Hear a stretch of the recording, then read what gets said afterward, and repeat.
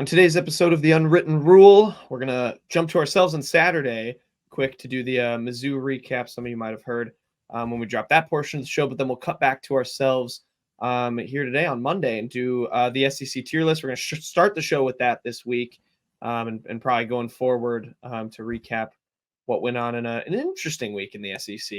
We'll do quick hits, then we're going to finish with NFL fraud rankings. We're going to move that to Sunday, so we'll have a recap on what went down in the last week in the NFL. So we're going to dive into everything, and the Unwritten Rules presented by Bet Online. Football is back, and Bet Online is your number one information source for all your sports wagering info with all the up-to-minute stats, news, scores, and matchup breakdowns. Get the latest game odds, spreads, and totals from the NFL and college football at your fingertips with Bet Online's real-time updates on statistics, news, and odds. From week one all the way to the college football playoff and Super Bowl, Bet Online gives you access to the best football promotions and contests anywhere available online. You'll hear best beats of the week later on. We use the Bet Online odds for those. So head to the website today or use your mobile device to get in on the action. Remember to use our promo code BELIEVE. That's BLEAV, BELIEVE, to receive your 50% welcome bonus on your first deposit. Bet Online, where the game starts, and the Unwritten Rule starts right now. Marcel, where are you going with that disc? You are not putting that on again. Marcel, okay, if you press that button, you are in very, very big trouble. Attention. Everybody stop what you're doing. It's time for The Unwritten Rule, a Mizzou sports podcast brought to you by the Believe Network, alongside Peyton Haverman and Kenny Van Doren. Here is your host, Jack Knowlton.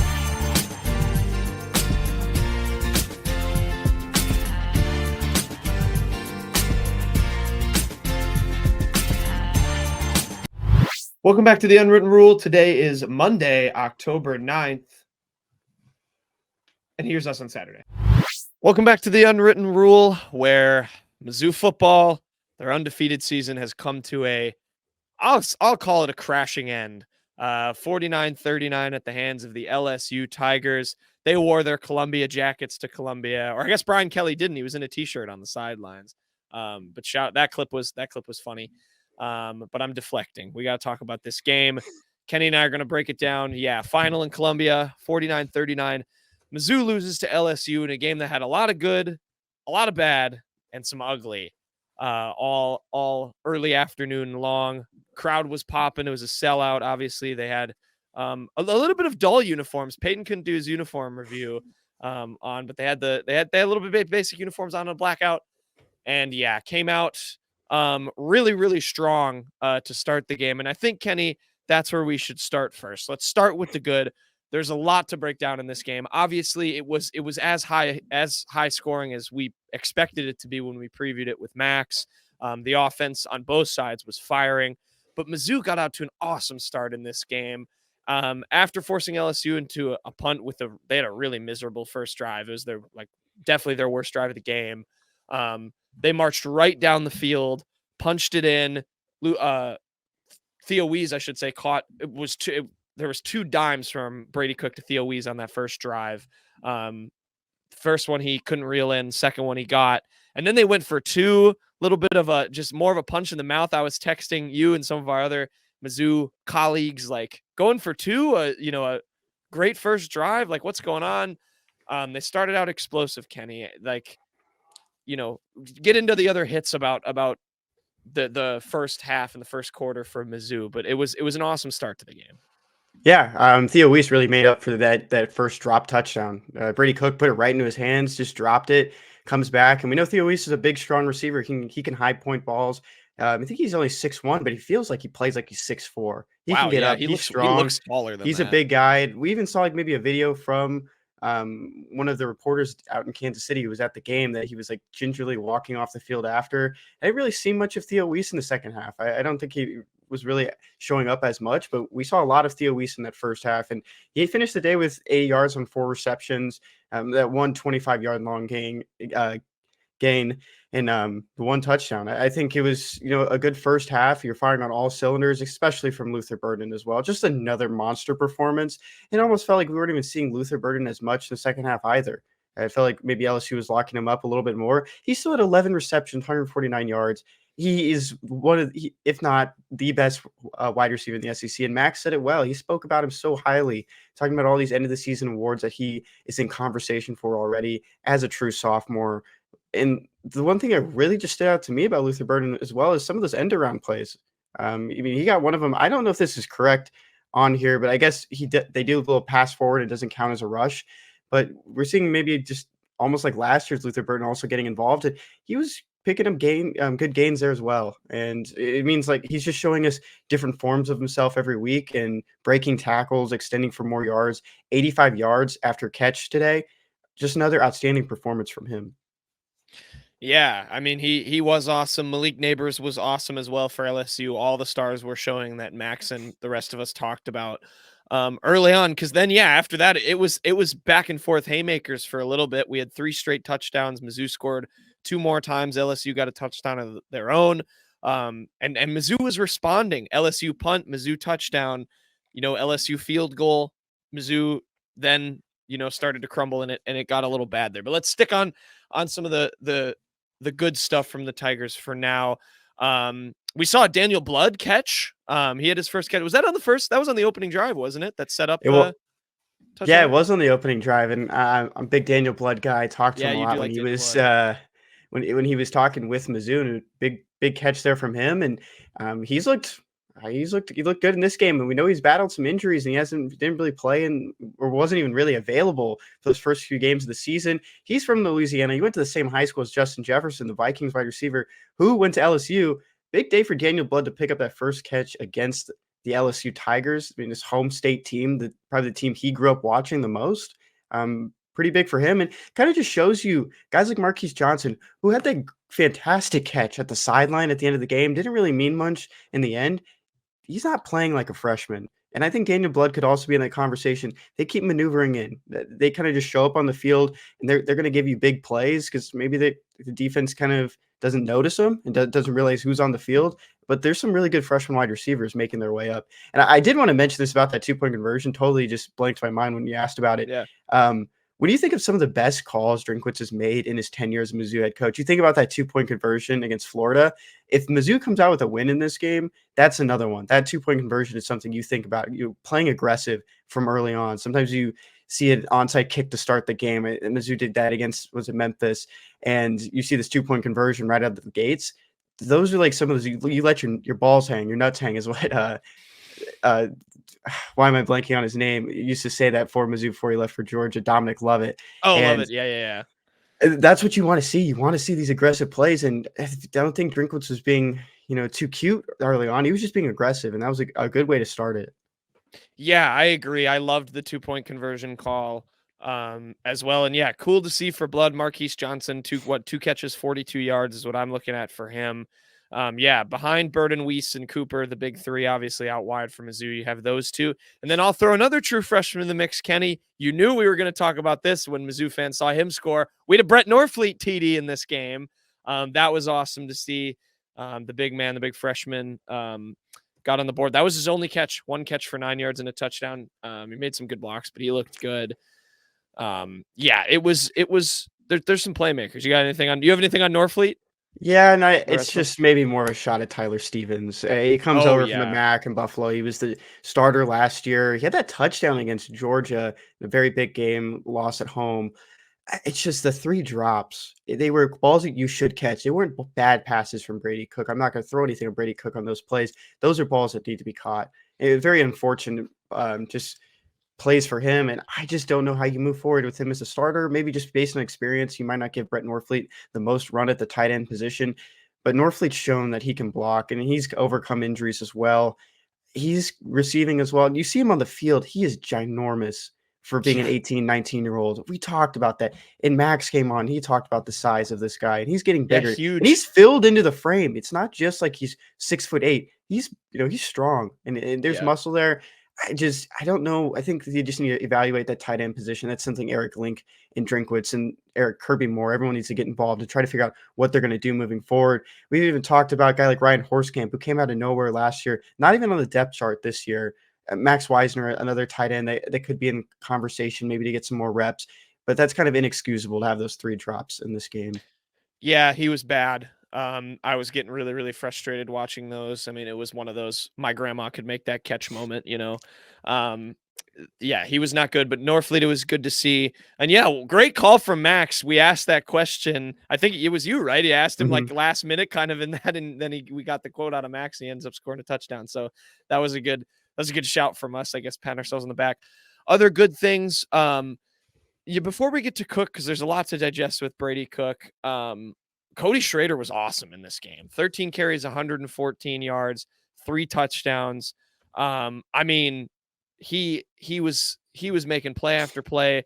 Mizzou got a little, I think, pass dependent, and then it was literally, I think Robert Griffin III was saying it on the broadcast, like they need to make sure they're balancing out their attack, have the run game going. And on that play, Cody Schrader ripped a long one, and almost scored. I don't remember how that drive ended up, but yeah, 3 touchdowns today. He was great. And Brady Cook as well, talking a little bit about him, was good on his legs this time. I think we're seeing him get a little more comfortable after that injury in the K-State game. And so that's good to see, is that they were able, especially in the first half, to find, I think, that balance between pass and run. I think we can both agree that Cody Schrader isn't the fastest guy. He can be explosive. He can find holes. Maybe the stamina isn't there for him really, but he made some explosive runs today, and you didn't see them get negated for penalties. And that's something that's really hurt this team in the past, especially I think 2 weeks ago. I think there was even one late against Vanderbilt gets drawn back because of a penalty. I was just kind of waiting. He had that 52-yard run. I was like, okay, where's the holding? You're just waiting to see what happened. Big explosive plays from him, and he's going to get caught. There are defensive backs that are fast from him. They can run him down. He's just shifty. He can run through people. I wouldn't really worry that maybe he's not the fastest guy out there. He's still getting yards, and he's putting this offense in position to score. He averaged 8.8 yards per carry today. Very good day for Cody Schrader. And I think they mentioned on the broadcast, wasn't RG3, it was the main broadcaster, that Cody Schrader stepped into this running back position because of injury. I don't think that's the truth. He kind of stepped in this running back position because of just the play of the running backs that were there. I mean, Nathaniel Pete was also a transfer, and he just kind of stepped up, kind of came out of nowhere. We all know the story about Cody Schrader and how he got here. I think a booster showed Drinkwitz the film, and he just kind of slipped his way in and really just worked for this job. And you can't praise Cody Schrader enough for how well he ran against today. Another offensive guy you mentioned just briefly, but I really want to shout him out, is Mookie Cooper. Cooper just does his job. He goes out there, it just does it. I don't really see any missteps from Mookie. He's not the biggest guy in the field, but he plays like he is. He just does his job every single time out of the slot. And there was one play at the beginning of the game that he was lined up in the backfield. LSU calls a timeout. They come out of the timeout. He's back in the backfield, goes in motion, gets a first down out of the backfield from a pass from Brady Cook. He just does it. I mean, and then coming out in the second half, I think he was the first guy to touch the ball in the offense, and he gets a first down. He finds ways to get open. You're starting to see just Mookie Cooper look like this underappreciated weapon almost. You talk about Theo Weiss and Luther Burden. Mookie's really stepped into a good role this year. We saw a lot of flashes last year as well in his second year with the Tigers since he transferred from Ohio State. I can't talk about Mookie Cooper enough. I think I'm maybe a little bit too high compared to other people, but I think he just does his job well. Yeah, no, I think you're right. And the underappreciated part, I think, is a keynote. I think it was Payton that said, like, it might have been you, but this was a guy who came in from Ohio State, and I think Mizzou fans expected big things from him right away. And it's taken him a bit to, get acclimated and find his role in this offense. And it's obviously come under Kirby Moore, where everybody's eating on that receiver core. Like it's pretty remarkable how all 3 of those guys and the freshmen we mentioned as well are, benefiting from his coaching and where he can be on the field. But you're right. He does go out and just make a play, and he is very, very, very big threat, especially as teams are going to continue to hone in on Luther and Theo Weiss. So yeah, definitely credit to him. Don't know if you said the stat line, but he had 7 receptions and 80 yards or 480 yards this afternoon. So yeah, Mookie Cooper was good. Did you want to touch on something with Luther on the run game as well? I mentioned it briefly about, they weren't necessarily end around, just like he's coming around and that you toss it to him. So it doesn't count as a rushing play. It's more of just a short forward pass. I always get kind of confused over that, of where they're going to score it. You kind of see it differently in the NFL. You don't really see end arounds as much, but I talked about it before. We were seeing like a different Luther Burden. He was using more as a wide receiver. He wasn't using. The Tigers weren't using him in different facets on this offense, and Kirby Moore used him in different ways today, and it worked. Sometimes he would get swallowed up, really just run into 4 guys, but he found a first down on one of those plays, and overall just looked strong for Luther as well. And talking about the run game as well, as we get into Brady Cook here in a second, he started running a little bit more, and we know he banged up his knee a little bit. Still has the brace on the right knee. He had a 12-yard rush. He's still like not sliding as correctly. I think he went forward on one of those slides. Yeah. I don't like that in college football you count sack yards as minus rushing yards for a quarterback. I don't have the full yards about how good he looked today. It says he had 5 attempts for 9 yards, but he did have that 16-yard rush. It looks good for Brady Cook that he can start using a little bit more movement, and we know he's been airing the ball out really well.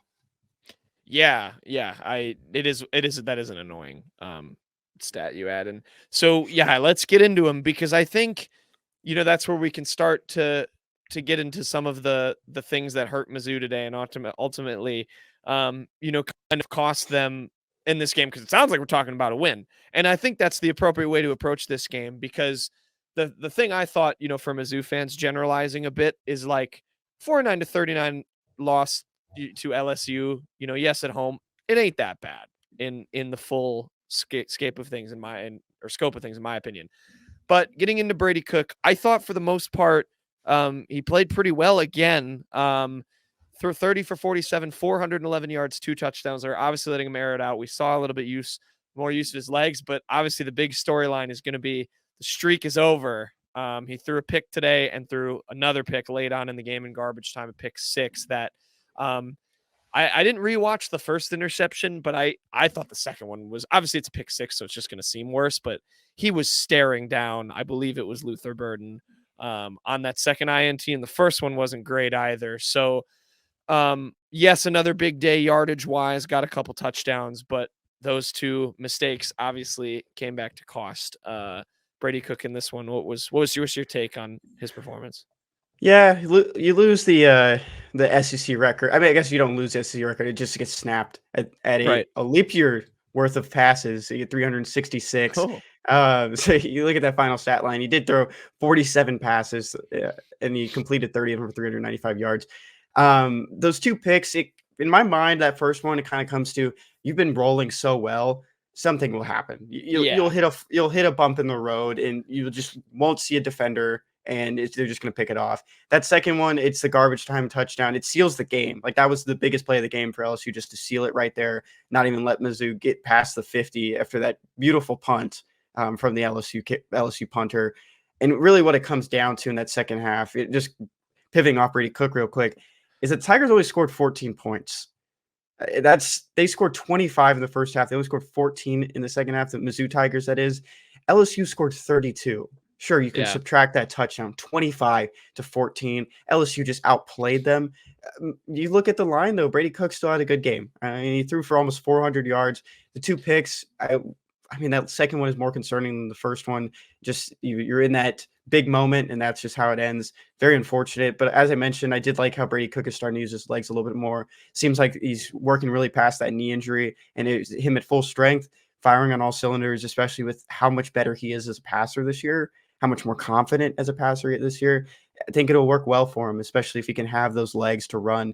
And I remember Drinkwitz would always say that his offense, I know it's more of Kirby Moore's offense, it's still, still Drinkwitz's team. He asks for 2 first downs with the quarterback's legs. That's why he wanted Jayden Daniels. When he was in the portal 2 years ago, Jayden Daniels was one of Drinkwitz's prime targets because he could run and he could also pass. And that's where I think we need to talk about now is how good Jayden Daniels was. Even with the injury, he missed the second half of a drive. He was running all over Mizzou. And that's the one caveat, or I guess one of the multiple caveats of this game. That run defense for the Mizzou Tigers just did not really step up. I can't sell Jayden Daniels short. This guy should be in the race for the Heisman. They just could not stop him. You can't sell him short, but yeah, I mean, let's get into it. I want to go back to what Max said.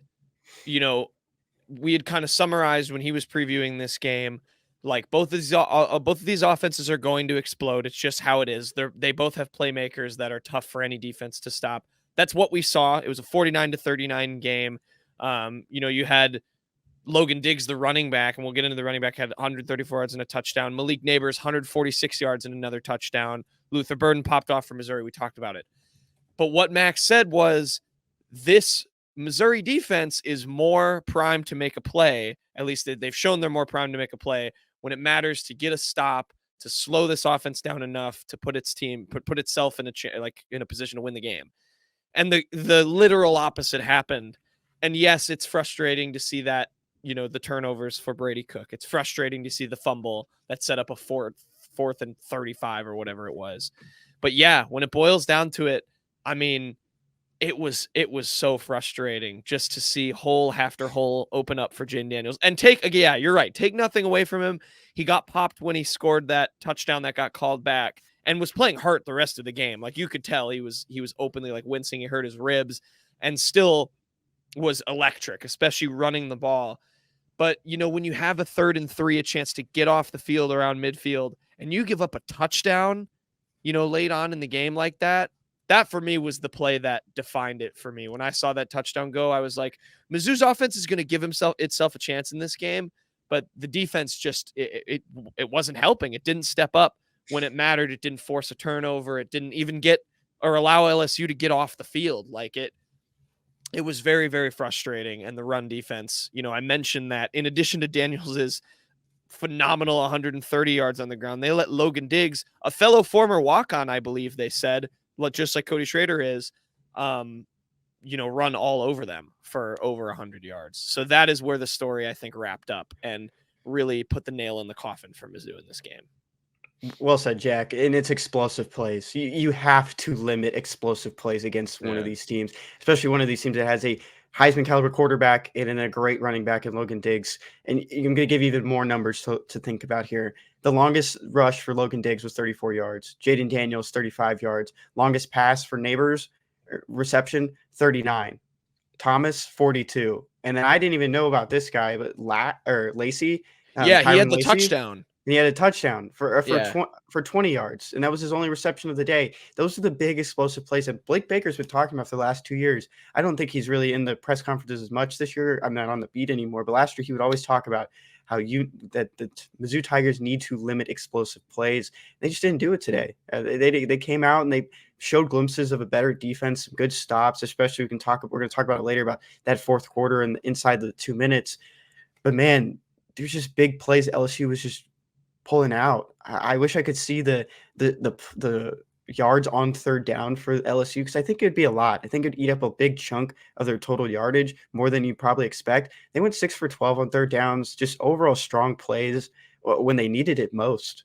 And you just didn't see Mizzou's run defense really show up. And we've talked about some issues with maybe not really seeing the defensive tackles really play up to bit and forcing havoc on those inside offensive linemen to bring some pressure from those guys on the outside.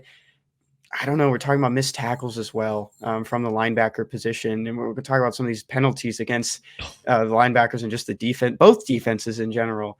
It was sloppy. It was sloppy on both sides. And there's just one play I wanted to point out. Dalen Carnell, who's at the star position, the hybrid between more of a linebacker, a nickel corner, a safety. He's just, he's another defensive back out there that can do it all. And Dalen Carnell's proven that he's one of the most underrated guys last year. Look at his overall numbers this year. You can tell me what you think. But right now, he saw it. He knew that it was going to be a run play. He jumps in off that edge and just gets the wrong guy. And an explosive run play out on the outside, and it's just frustrating because he knew it was a run play, just had the wrong guy. Another read option, zone reads that LSU looked like they were struggling with in the first half. It worked so well for them in the second half. It's like they figured out what they needed to do. Just multiple parts of, we're going to probably miss things that this defense maybe struggled on, or even just, did well that we're not mentioning. But there was just so many of those plays that you'll remember. It's like, oh, if this had gone the other way, if they'd gotten the stop on third down, this game could be different. Yeah. Oh, also, quick correction. I thought it was Lacey. It was Brian Thomas that had that 48-yard touchdown that gave LSU the 27-25 lead. Just want to clarify that first. But you're right. 42.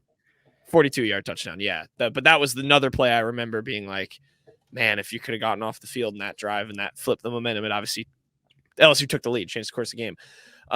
But yeah, it was so frustrating. And you mentioned the explosive plays. Listen, it's one thing to let Malik Neighbors, go one-on-one against a corner and you get mossed for a touchdown. It's Malik Neighbors. It happens. But when Malik Neighbors is standing in acres of open space that anybody catching the ball is going to, make a big play out of, because you're not communicating, you're not making the right reads, you're not covering well enough. Like, it's just inexcusable. And it's like, there were things that happened in this game that, I think reminded us why Mizzou is not there yet as making that jump into the elite of the SEC. I don't think this game should worry people in terms of how this season could end up and the potential that this team still has to have a really good year compared to what we've seen in the Drinkwitz era before. But there are just plays. And then you mentioned just some of the miscues that in a game like this cost you. I mean, we do have to bring it up. Johnny Walker. It sucks, man, when someone's laying on your leg and you have to kick out and they call a penalty on it. That stinks. It's a little bit harsh. I didn't even see this. So he spit on a guy, and that was his other unsportsmanlike, apparently. I don't think ESPN caught the action of him doing it. I was watching, looked away for a second, another TV, looked back, and he's out of the game. They didn't show a replay of what actually happened, but there was a hot mic, and someone said that he spit on a player, spit on someone. And just the frustration, frustration's got the best of him there. And I know that I saw the play where he was laying down. He was trying to kick that offensive lineman off of him. It looked like the offensive lineman just could have gotten up, and he had to be helped off the field. Like, he was actually banged up after that play. It wasn't just frustration. He was actually hurting, and it just got the best of him there. And, for Johnny Walker, who's really stepping into a starting role after being a backup these last 2 years, you just gotta put your head down. You gotta be able to control your emotions. Definitely a learning experience for him. He's probably beating himself up about it. Probably just still pissed off about how this went.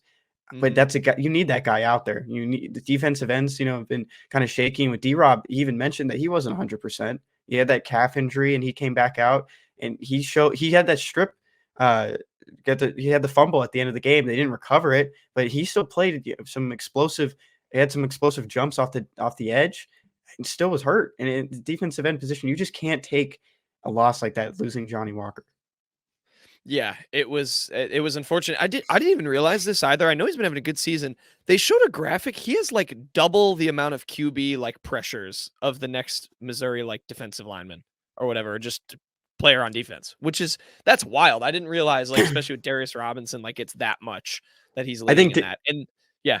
Darius Robinson might be a little bit more up there. I mean, he missed the last. Okay. I mean, he missed the Vandy game and parts of that. I guess you're right. He was injured. But still, it kind of feels like a quiet year for him that he's putting up all those pass rushing numbers. Yeah, and so you have a guy that can rush the passer, get to the quarterback, and a guy in Jayden Daniels who's playing phenomenal. That you need all the pressure you can get, all eyes on him, and they didn't have it after he got ejected. So just you can't do those things. Do we want to take now? We don't have to go too long because I think we should focus mostly on what's on the field. Do you want to talk about some of the refereeing this afternoon briefly? Yeah. I'll speak for all Mizzou fans quickly. What the F is a disconcerting signal? I mean, my God. Like, I think two of them were actually called on LSU. No, I think it was two on Mizzou. Two were on Mizzou, and one was on LSU. The first one, they called Tyron Hopper, who was like trying to, as a defensive captain, like, hype up his guy and clapped, and they thought he was trying to gauge the snap count. Like, do you think defensive players, that's the last thing they're worried about is throwing the offense off on a snap count? Like, they got other crap to worry about. I've never, you and I both, we said off air, we both never heard of this penalty. It was called 3 times in one game. What the hell? Like, I remember the first time it was called, I was like, okay, I think I've maybe heard of this before, because it's maybe like something you only hear every once in a while. Got called a second time, like, okay, what is going on? Is this a new flag that rule? I've never seen this before. We watched every single Mizzou game the last couple of years. I don't remember anything like this. And the only time I can kind of remember is that the Mizzou offensive line in 2020 mentioned that the Tennessee defensive players were trying to mess up the hard count. They were trying to mess up the snap. They were clapping, saying stuff to get the offensive line to jump. And I've never heard anything of that since. And this was kind of eye-opening. It's like you learn something new every day. But man, it was going against both teams. Maybe it's something that the NCAA is telling referees to look at more. Maybe the SEC, but it was bizarre. It was disconcerting. That's not the right use of that, but it was so strange. Like, It felt like a rule that like the ref like really knows that rule and was like, I'm gonna show what I got. Yeah, they don't know, but I know it. Yeah, Yeah, exactly. and he's gonna expose him. And then yeah, and there was just and it was on both sides. Like I am by no means, I don't think calling this a ref show. There was a Mizzou free touchdown gifted to them by the officials because Xavier Delgado very clearly false started to the point where the LSU guys got up and pointed at him and they still snapped the ball and let it go. That it was that one, and then the other bad one against or going what should have gone against LSU was the face mask on Brady Cook, where he ends up getting a sack and Mizzou has to punt that away. I don't think either of those calls, especially because Mizzou lost, I don't really think either of them ended up, costing. There was other things that happened that cost Mizzou in this game aside from the refereeing, but it was just, we had to mention it, especially with this goofy, disconcerting signals, whatever. I hope that's not a thing that defenders can't clap anymore because they're throwing off the snap count, but there was some strange refereeing. For sure. And I kind of want to pivot off this. I don't really have anything else to add about this No, that's refereeing. okay. I think there was one thing that kind of stood out to me is that I think D-Rob pulled off Jayden Daniels' helmet. And I think Yes. the call is face mask, but I'm pretty sure he grabbed the back of his helmet, pulled it off. I don't know if there's you don't really call it anything else. It's probably still a face mask. Yeah, you just pulled his helmet off. And I was like, that was the most aggressive I've ever seen D-Rob play. One thing I just want to mention before we pivot into one of our next points is that the play of the safeties has been kind of concerning as well. We've mentioned it before with Carlos and Charleston, who were great last year. They really stepped up, especially Charleston coming over from Clemson, looked strong. He almost looked like a captain out there, even though he wasn't wearing the C on his jersey. And Carles comes back for another year, hoping to boost his draft stock, his pro stock. There's been so many just open plays on post routes, it's just plays over the middle of the field. Wide receivers are getting open. They're just going to the wrong guy, not really helping out their corners on these deep balls. And it's concerning, especially the tackling. And who's that? Blake Baker's, these are his safeties. That's his position group. He's mentioned it last year. He made a joke. He's like, I need to talk to the safeties coach. He's like, he was the safeties coach. I think he needs to talk with these guys. And these are guys that the NFL caliber. They're pro caliber safeties in Charleston, Carles, and they're just not playing up to that standard they played at last year. Just a thing that they step back on this defense. You look at the safety position, even like Travis Johnson coming over from Florida, he hasn't looked all that great too. That one deep ball that you mentioned earlier, I think it was to Thomas. Travis Johnson just got to the wrong guy. Burned. Yeah, I think that might have been Drayden Norwood's receiver that he was marked. I gotta look back on it right now. I can look at it when you're talking, but Travis Johnson went to the wrong receiver. And it's just unfortunate. They're just choosing the wrong ones. They're not really recognizing this offense. Yeah. The whole secondary, and I think even the whole defense it's been so strange to see. Obviously, it's great that the offense is stepping up, but again, I'll keep going back to it. It just feels like a flip of what we've seen where this offense has to make plays for the defense. Oh yeah, who was it? It was Marcus Clark. Oh, it's my guy. Very unfortunate, but he was the one who the touchdown came on. Well, still, I mean, even guys we're liking aren't making plays. I mean, we mentioned that how crucial a turnover could have been. Cad had 3 picks in 3 games leading up to this, and he did make the one very good play that denied a touchdown. I think it was on Neighbors. Did the buckle or put the sword back, or whatever you call celebration. Yeah. And he did. I always thought it was he pushed like Jayden Daniels. Like it was a good play. He almost sacked him, but forced Jayden Daniels just to make a throw into no one. So he was good. I mean, good as a blitzer as well. Yeah, I've always thought that was the sword was a buckle. Like you were like buckling them in because it's like locked down. But I didn't think of it that it was the sword. Like that's how dumb I am. But there's just some rough play on the defense. Some just open holes for Jayden Daniels. I think the run defense is the theme. As tough as the secondary did look at times, I think, again, you can put the caveat a little bit that it is LSU. These guys just have weapons that few other SEC teams have. It's no excuse, but, it does help to ease that a little bit. I want to dive into the ugly, and I think it really, you can call the whole second half with spurts of good. You could call it all ugly. Mizzou, you mentioned the 25 points in the first half. They responded to every single LSU drive with points up until the end of the half when Mevis made that 50-yard field goal. Immediately, you come out in the second half, you get the ball, a chance to take the momentum back. Because even though Mevis made that field goal, I was nervous. I really thought that LSU had, all the momentum going in halftime. And then, you mentioned it. Now, I didn't even realize because so much happened in this game, like how big this was. Mevis had that miss that it was way off. I mean, he shanked it. And we thought an LSU guy got in there. We thought it might have been blocked. They showed it again, was not blocked. And now looking back, like that almost set in motion the events of that second half. But, maybe you want to talk about the ugly, or since I'm on Mevis, maybe the special teams being a big issue here this afternoon. Yeah, if Payton was on here, he'd be ripping in Eric Link left and right. He'd be asking why Eric Link still has a job. Eric Link came over with Drinkwitz from App State. They've been close for a long time. It's just you Harrison Mevis has missed that field goal with 11 minutes left in the third quarter. LSU responds to the field goal. This game is 42-39. Of course, LSU did go for 2, and they pushed it to that mark. But if Mizzou has those 3 points, we don't really know where this game goes from there. Yeah. I mean, it could be more the momentum on the Columbia Tigers and not the Bayou Bengals. We don't know. But at the same time, if everything goes the same, it's a tie game. Right? LSU goes for 2 to tie it. They don't go for 2 to force a tie if a field goal is made. And that's just what kind of comes out of it. And Harrison Mevis did miss that 54-yarder at the end of the game as well. Kind of just looking to put points up on the board. Onside kick, it's just last kind of resort. You're going to play it till the last whistle. I don't know if that maybe the wind got too much of it, but Harrison Mevis has proven that he can boot them. Just there's not much consistency these last 2 seasons, and we talked about a lot last year. Looked good this year with that 61-yarder. Just those 2 misses, it just feels so uncharacteristic for Harrison Mevis.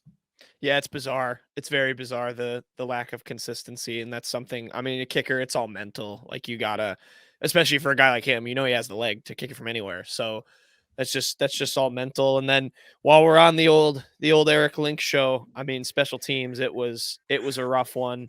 You'll have to remind me about the Luther Burden punt, but I mean, I literally, when Luke Bauer was about to do this punt that I'll talk about, the 17-yard punt, which was rough. I was literally saying to someone I was watching the game with, oh yeah, like they had a punter from Australia that they benched, and this guy's been playing really well. So sorry, Luke Bauer, I maybe jinxed you there, but that was oof. I mean, I know special teams coaches, you can't account for just sometimes shanking a punt, but you can't shank a punt in this game. It again is like little things, like a missed field goal where you don't know what the score could have been down the road. A 17-yard punt, maybe you boot that long, they have worse field position.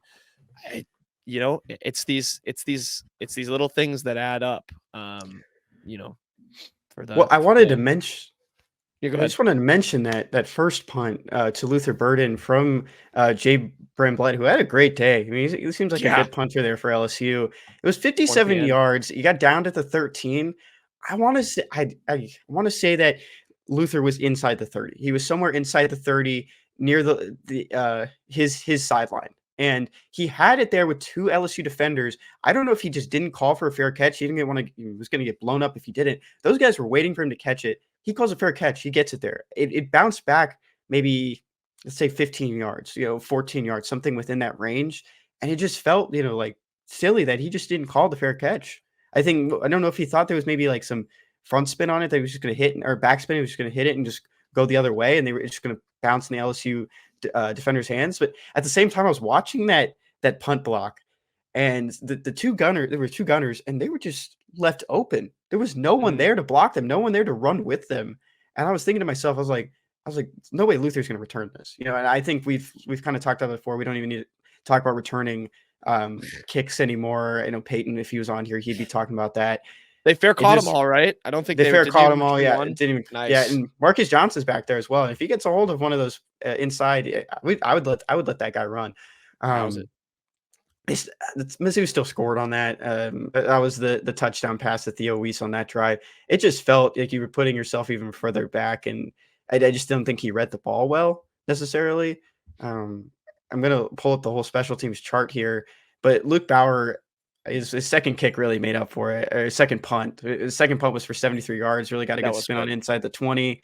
It was he averaged 45 though, because that first punt was 17 yards. And you're just seeing some inconsistent play from the punters. Saw this last year as well. There's a punter battle then too. Stonehouse left for Syracuse because he didn't get his scholarship. Luke Bauer, who was on the team last year, steps up here and takes the job. It's still not going well. I mean, props to him for responding with that second punt, but that first punt is just not what you want to see.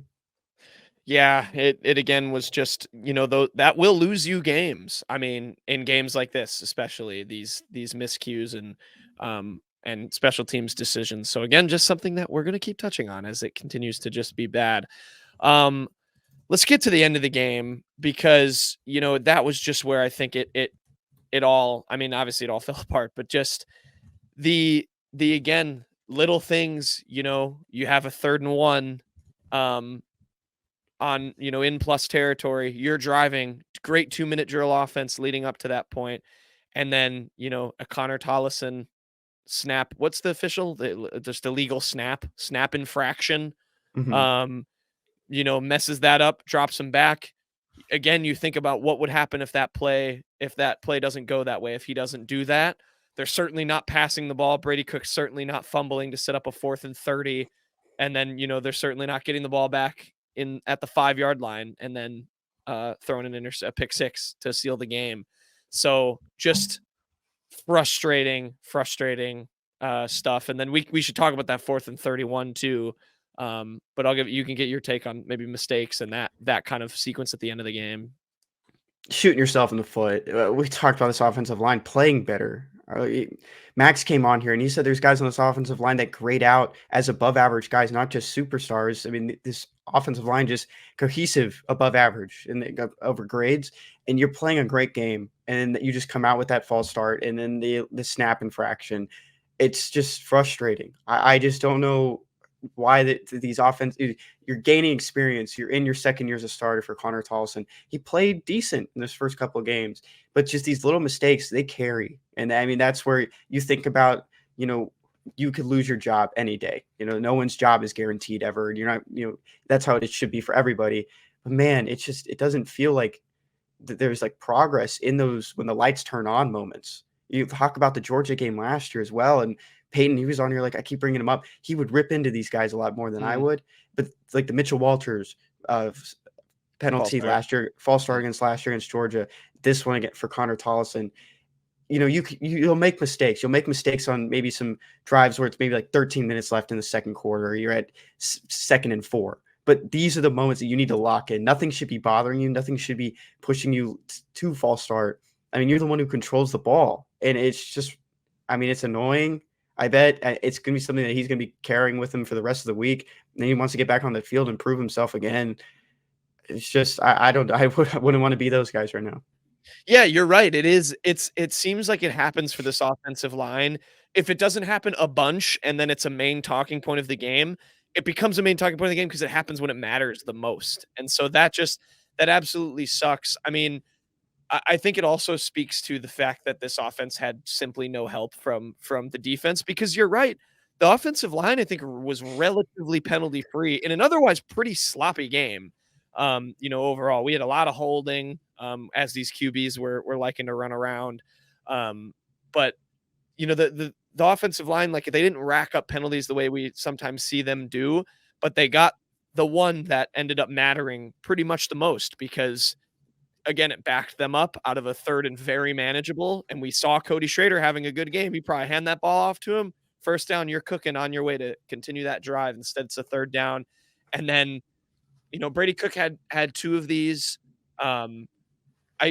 I believe on the first one, were both of them hits from the blind side, both of the fumbles that caused them. I know the second one was, and then it rolled back all the way back, but was that the second one was? I don't even remember the first one, to be honest with it's you. Nice. It's nice, Yeah. right? To think about, or like that interception he threw earlier. It's nice to be like, oh, this might not actually come back to bite them because the offense is playing otherwise so well. But then, yeah, the snap infraction confounds into the fumble, which confounds into a 4th and 31, which, okay, what did you think? You think the going for it was a smart choice? Did you like the play call? Should they have punted? I mean, I know it ultimately didn't matter, but it was a big play. I liked what our friend Max Baker said, brought it up. The announcer said, oh, it didn't matter in the end. They got the stop. They forced the punt. And LSU put him in a coffin, put him inside their own 10-yard line. if you punt the ball there and you stop them, I mean, you're probably getting the ball maybe 20, 30 yards closer to the end zone because you're going to punt it, put them we'll say inside the 10. I don't know how Luke Bowers would have done in that situation.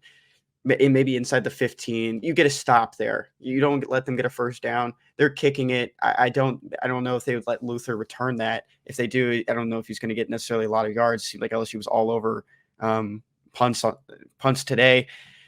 You're in a better position, and I think that's what it comes down to. It was an interesting play. I think RG3 mentioned that Theo Weiss did have another option to hook it back. I think Luther was trailing him because it went to Daniel Blood first, then to Theo Weiss. Theo Weiss had someone on his right side. Opportunity there to maybe even get more yards. It's just kind of frustrating because when you look at it, you're at the 41-yard line on 3rd and 1. That's field goal range technically for Mevis, even though he did have a pretty bad day. At the same time, you're down 3 points going into that with 3 minutes to go. It's just frustrating. It's frustrating on all facets. It's so this was a very, very winnable football game. And it's nice because I think, again, broadening all of this out, Missouri fans overall, I don't think should be worried in terms of the rest of the season. Like I've been saying, like there was the offense especially did a lot of things that were very promising. They held around and went shot for shot basically with an LSU team. I guess, it wasn't quite shot for shot, but it was a tale of two halves more so, but it equated, I think, just about by the time, the final whistle blew. But again, it's just the little things. We can say it over and over again. My take on the 4th and 31, I at first was like, yeah, you punt this, get the field position. I know your defense hasn't made a stop all day, but like you said, if they do, which they did, you end up getting that ball in a lot better field position than where they were. Brady Cook, maybe doesn't throw that pick 6. You can go to different plays because you're not starting from your own end zone. So yeah, or even if you were going to go for it, in my opinion, you go for it's maybe fine. Arm punt it then. Have them chuck it down the field where if you throw a pick, you're still in a better spot. Like if you maybe punted it versus doing the check down thing and whatever that was. But I'm going to jump in here for one thing about the arm punt. I wonder if they've learned that ball goes in the air, do not catch it, just knock it down. Put that ball in the turf, because if you get that ball, I think I'm going to look it up here. It's wrong on the stat broadcast right now. I think they were inside their own 20, 25. So if they hit that, I mean that's ball game right then and there. It's just you make a good point. I guess you're right. They should have just punted it. That's where I stand on that hill. And people could disagree with that, and I completely understand. I just think in the long run, if you get the stop there after the punt rather than giving up the ball on downs, I think you're in a better position. Yeah, you're right. I guess that's why I'm not a coach. You don't think of that's why I should be the coach. Yeah, Kenny should be the coach. That's why we have this show, right? Because we all know better. But yeah, again, it's all these little things. It's all these little what ifs that put you in a position to win this football game. But again, I'll put some positivity on it. It's freaking nice that they were in a position to win this football game.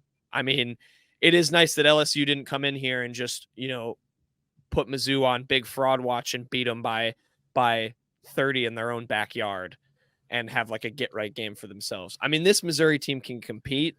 There's just things they continue to have to iron out. And those are things that are going to remain very, very frustrating for everybody involved because they were so close. They were so close in this game. I mean, they were on their way to driving and they were marching down the field every time they had the ball for the most part. And it was always ending in points, and that drive was going to end in points, and it came to an end because of mistakes.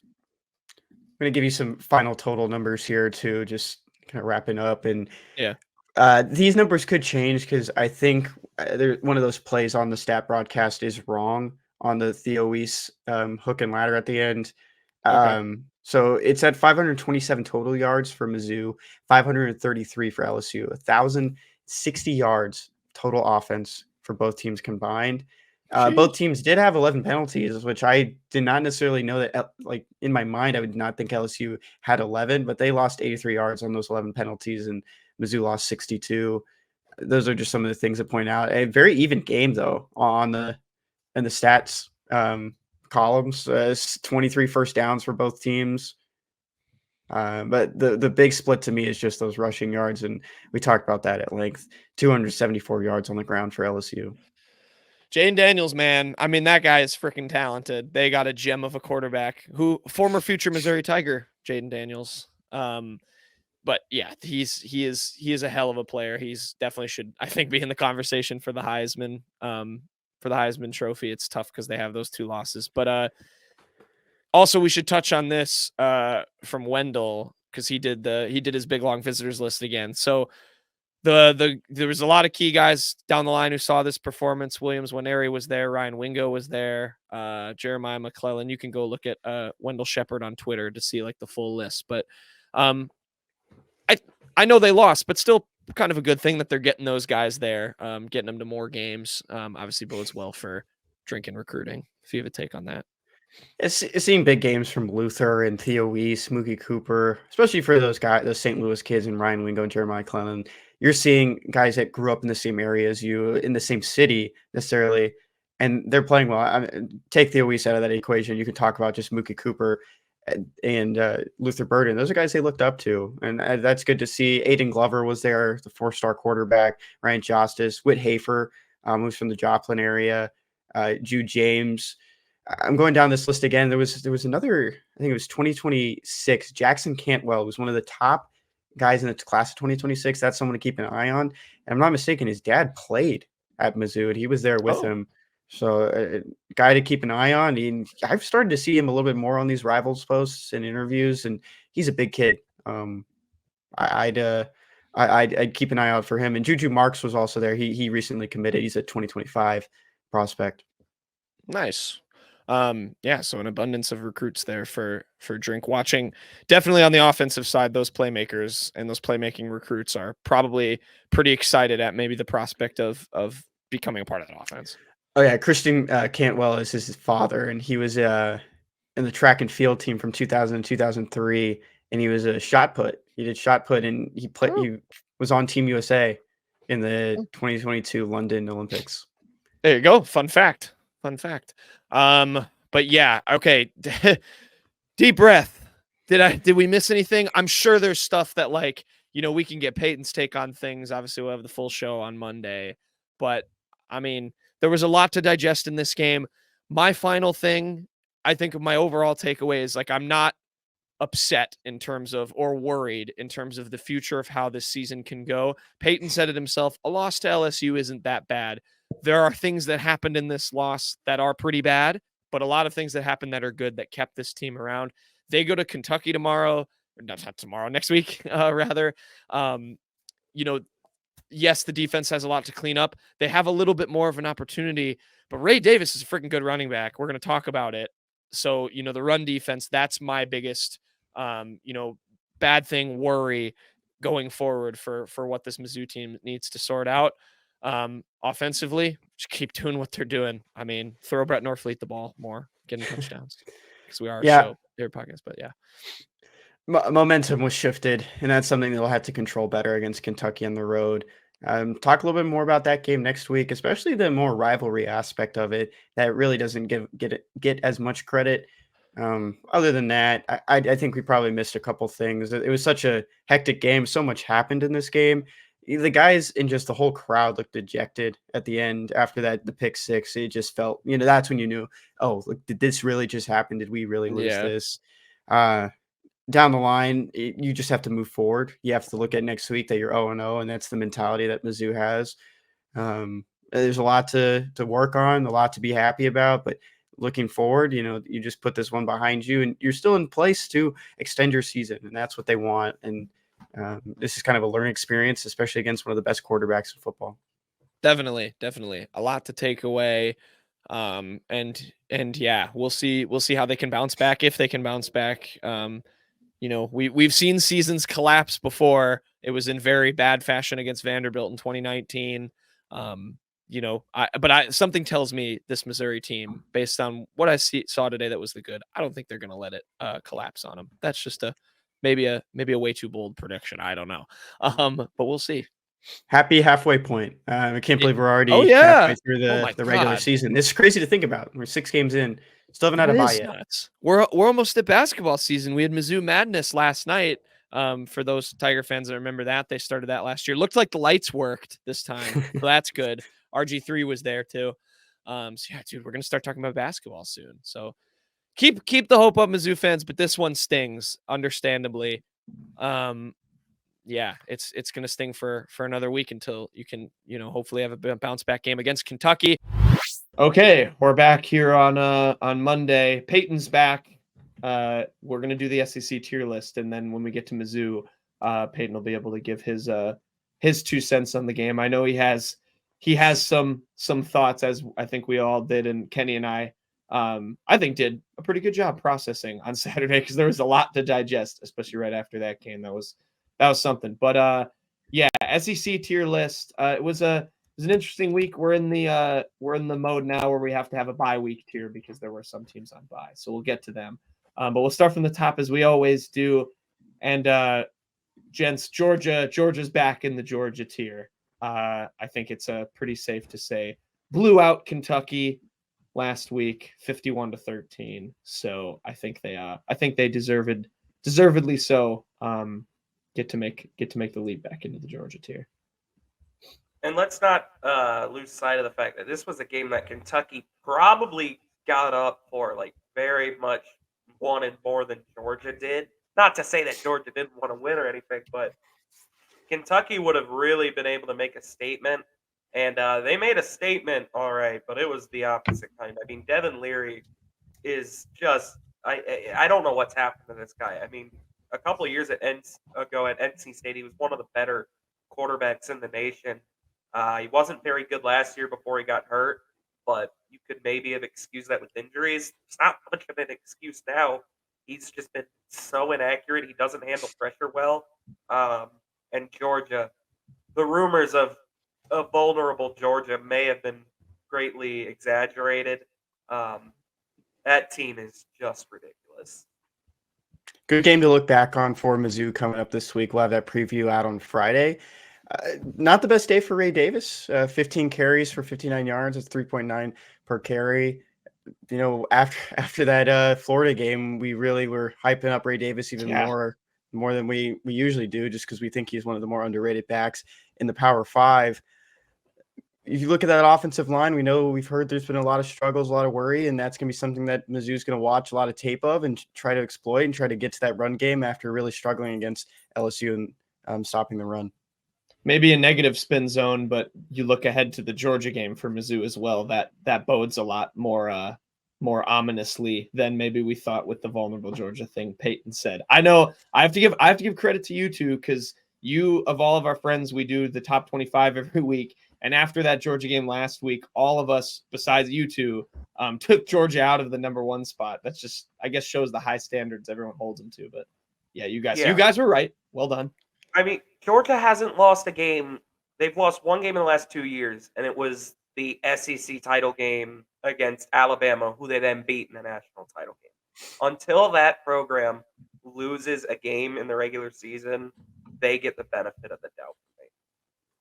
People like to be cute as well. We like to rank based on each game each week. If Georgia's not losing a game, they don't deserve to be moved. Like they just stay in their spot. The less movement, especially in the top 5 with teams that are just winning games, the better. I mean, that's just leave it how it is until those teams lose or win against a cupcake by 2 points, which won't happen. I mean, it's fine to just leave things how they are and just shuffle the back end of a top 25. No, I hear what you're saying. Sometimes we, and by we I mean me, likes to just overanalyze. But no, yeah, Georgia's a wagon. This is a scary Bulldogs team as per usual. Next year, just one last thing on Georgia, because I know you mentioned it before. It doesn't really do anything for my feelings about the Mizzou versus Georgia game. It moves from I don't think Mizzou is going to beat Georgia to I don't think Mizzou is going to beat Georgia. Fair enough. Elite tier is next. We put Ole Miss and Alabama in here. 2 teams, both had pretty close wins. Alabama edged out Texas A&M 26-20, and Ole Miss marched into Fayetteville, and the Hogs gave them a game. But Payton, we'll get to Arkansas. But Ole Miss managed to pull that one out 27-20. So the Kiffin train's still rolling over there in Oxford. But I think these two teams have fairly separated themselves into the tier below Georgia, but the tier above the rest of this conference. Yeah, all aboard the lane train. I'm still fully in on this Ole Miss team. Bama too. I mean that was a gutsy win over A&M, trailing at halftime, and you come back and just, in spite of all the mistakes you make, you're able to beat a pretty. This is a good A&M squad. Like, yes, it's Max Johnson, who wasn't their starting QB at the beginning of the year, manning the position now, but he's still a solid quarterback. And I was impressed by the way Bama responded. Even Nick Saban, who is always looking for something to fix, he was praising his team's resiliency after that game. So that's a big one. And Ole Miss, to be able to win in a 55-49 shootout like they did last week, and then come back, have your offense struggle a little more, and still find a way to win. This is a very good Ole Miss team. I don't think they're gonna make any, like, throw any elbows and make the SEC title game or anything like that. But that team could make a New Year's Six, and it wouldn't surprise me. Still two of the higher ranked SEC teams, which is kind of surprising to say. If you looked at earlier in the season, Alabama was in that top five. Ole Miss was around where they are right now. They're 13th in the nation. Alabama stayed at 11 in the nation after that game. And you talk about that top 25 that we do with just our friends, Jack. Peyton and I were the only ones to rank Texas A&M at 25 going into this week. I honestly thought, I think I said it on the show, that I thought Texas A&M could have upset them, and they looked like they were on that path. And we talked about Max Johnson with Max on the show, Max Chadwick of PFF. And I mean, he's been one of the best backups who stepped really well into that role as a starter. Lefty. Love that too. Yeah, Milroe. I'm getting more and more back on him. 321 yards, 3 touchdowns for Bama this week against A&M. Tier below, I just made this the winner tier. We put LSU in this tier. Now, obviously, we are a Mizzou show, and maybe some other SECers out there still want to argue LSU belongs in the elite of the elite. I know they had 2 pretty tough losses. One of them was to Ole Miss above them, but I think that very loss kind of defines where they maybe are. Again, still, maybe a tier above the rest, but a lot more in the mix with like the Mizzous, the Kentuckys, the even A&M to some extent, Tennessee. But we put them in winner. Obviously, beat Mizzou, hands up. Jayden Daniels is phenomenal. We had I think he's like 3rd in passing yards in the country right now, behind Penix and I think it's Shedeur Sanders of Colorado. So yeah, LSU's great, but that defense is going to cause them, and has caused them already, problems that are probably going to keep them out of the playoff. Yeah, no, LSU is definitely a step above, I would say, the rest of that SEC field, just on pure talent. That offense is just absolutely ridiculous. Jayden Daniels is truly one of the elite quarterbacks in the nation. He should be in the elite tier on his own. Malik Neighbors, fantastic receiver. Brian Thomas, fantastic receiver. I was impressed by their run game as well. I mean, Noah Diggs, he had a great day on the ground for them. But they're not in. I can't, while they have 2 losses and the defense looks like that, I can't put them next to Ole Miss and Bama right now. Yeah, that's fair. But okay, so I might throw Jayden Daniels by himself into the elite tier, because yeah, he has kind of separated himself, in the expectations that he's surpassed with LSU have been very, very impressive. Obviously, he's got a lot of weapons, but he makes a lot of plays happen. As we saw against Mizzou, which is the team we come to next, I'm putting them in the still good tier. I think this Missouri team, obviously, very, very frustrating and tough the way that game wound out. You just heard us all. You heard Kenny and I talk about it, so I won't yap too long. Peyton, I'll give you the chance to say your piece on the Mizzou game, but I think overall you can say 10-point loss to LSU. Still a good Tigers team. Yeah, I'm not going to take like 10 minutes of time here, but I do have a few He could. thoughts. He could. First of people, all, by let's the get way. the uniform. I could. Let's get the uniform review out of the way. That sucked. That was the worst uniform of the year. I don't know what they were doing with those pants. Those pants. I'll put a were picture of him in pathetic. dog water. Yeah, that was put a stripe on the pants, please. The Mizzou uniforms this season in general have been weaker. It's been a little too mix and match without rhyme or reason. Last season it was a lot of mix and match, but there was more rhyme and reason. But moving on from the uniforms, just wanted to get that out of the way quick. The crowd was amazing. It was everything you could have possibly hoped for. Absolutely filled. Everyone was in their seats by 11 a.m. Man, we know, if anything else, we know the two biggest problems for this team coming out of that game. It is the offensive line just cannot get out of its own way with penalties. They are so much better blocking this season. Great. I thought the run blocking was great. I thought the pass blocking was great. The penalties, Cameron Johnson, they've got to move him. It's over. Like, it was worth a try. Put Marcellus Johnson back in there. They can't keep doing it with these holdings and these false starts. It's just bad. And Connor Tollison, I don't know. They first of all tried to replace him in the offseason with Cameron Johnson. That quickly went awry, so they had to go back to him. And they're going to keep rolling with him because nobody wants to see Bency Polgar out there. But Drinkwitz had a quote in March, and it was tweeted by Jack Sobel, friend of the show, now a Notre Dame beat reporter, that Connor Tollison has to still work on getting better just with his snapping consistency. And yeah, I would have to agree because it quite literally maybe was the play that cost Mizzou the game on Saturday. How are you an SEC center and have 4 snap infractions in 6 weeks? I don't even know how you coach that out of somebody. That should just be something you know. Like, hey, when Brady Cook says hike, snap the ball. Don't double clutch the ball. Snap the ball. It changed the play call. It changed the whole flow of the game. It was just a total debacle. And yes, Connor Tollison has been a lot better blocking-wise. Max Chadwick even admitted as much in PFF. He's got to get better with snapping, which is something I didn't want to say about a center 6 weeks into a season. But that's that. And then the defense, man. Like, I know LSU is really talented, but you got to be able to find a way to get a stop there in the fourth quarter against Jayden Daniels. They got to stop when Garrett Nussmeier, their backup, came in, or Grant Nussmeier, their backup, came in. And that was it. 3rd and 11 inside LSU's own 20. I know Jayden Daniels is a crazy playmaker.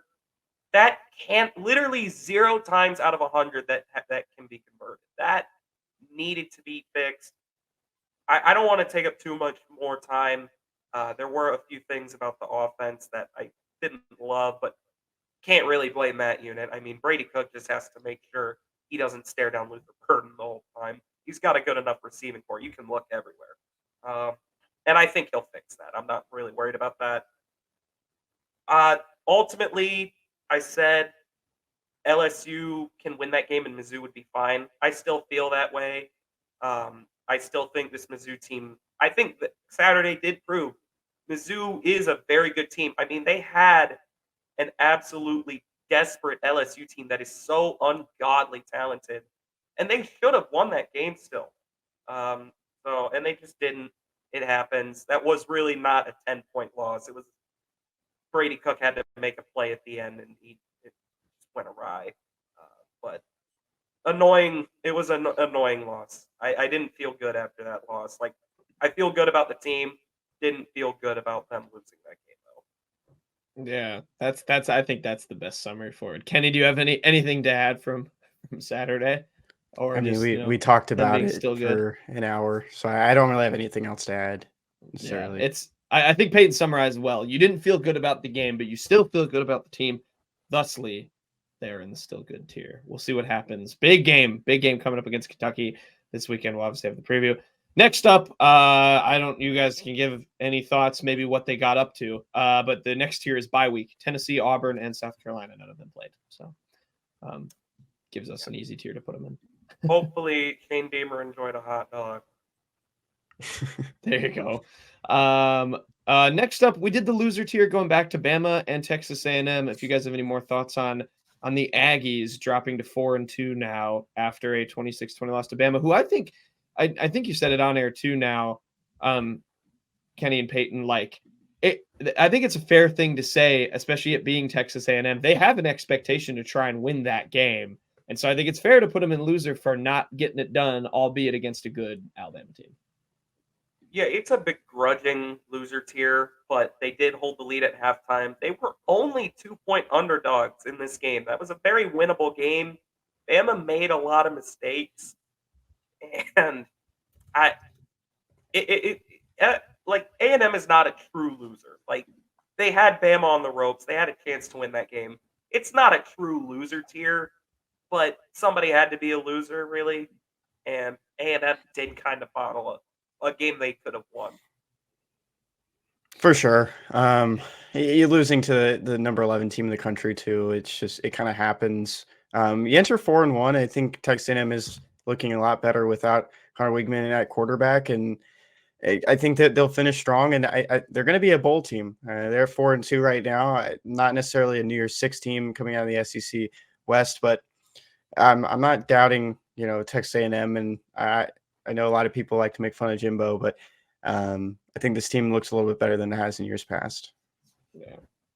Yeah. I think they can still finish out a good season. So begrudgingly, we got to put someone in loser tier. Texas A&M's going in. Below them, however, is actually a team that won. This is mostly a choice guided by Peyton and I. I know, Kenny, we've had arguments all since we've started this tier about the Florida Gators, who Peyton and I are putting in the not back tier, even though they beat Vanderbilt 38-14. It's Vanderbilt. Florida stinks. Graham Mertz got outplayed by Ken Seals, and that's at least all I have to say. Florida beat this team by 24, 7 points more than Mizzou, but they were at home in the swamp. Nothing about this win moves me. That's basically it. And the only thing I can add, the only thing I can add from this is that Max Brown, who's the freshman backup quarterback for Florida, went 4 for 4, 26 yards. Just saying, there's a future there as well for these Gators. Maybe they should have started him. They're gonna chomp Maybe on. Better. They're gonna chomp on. No. They had a better win against Vanderbilt than Mizzou did. Put them in their back. They were at home, not back at all. I do not believe in fraudulent. And with that, we have Graham Mertz still in the ultimate frisbee player tier as usual. He stinks. It's going to be hilarious when they beat Mizzou. It is going to be a bad. That will be a bad. Kenny will look fine. Knowlton and I will look like fools. We will look dumb, but come on, Mizzou, don't let that happen. Next tier, we have the dog water tier. I put Vandy in this. Lost to Florida. They stink. And then the other three teams, I put Arkansas, Mississippi State, and Kentucky. Now, Arkansas, I think Peyton made a fair argument for, which I'll let him share. I guess we can start with them first because we already talked about the game briefly.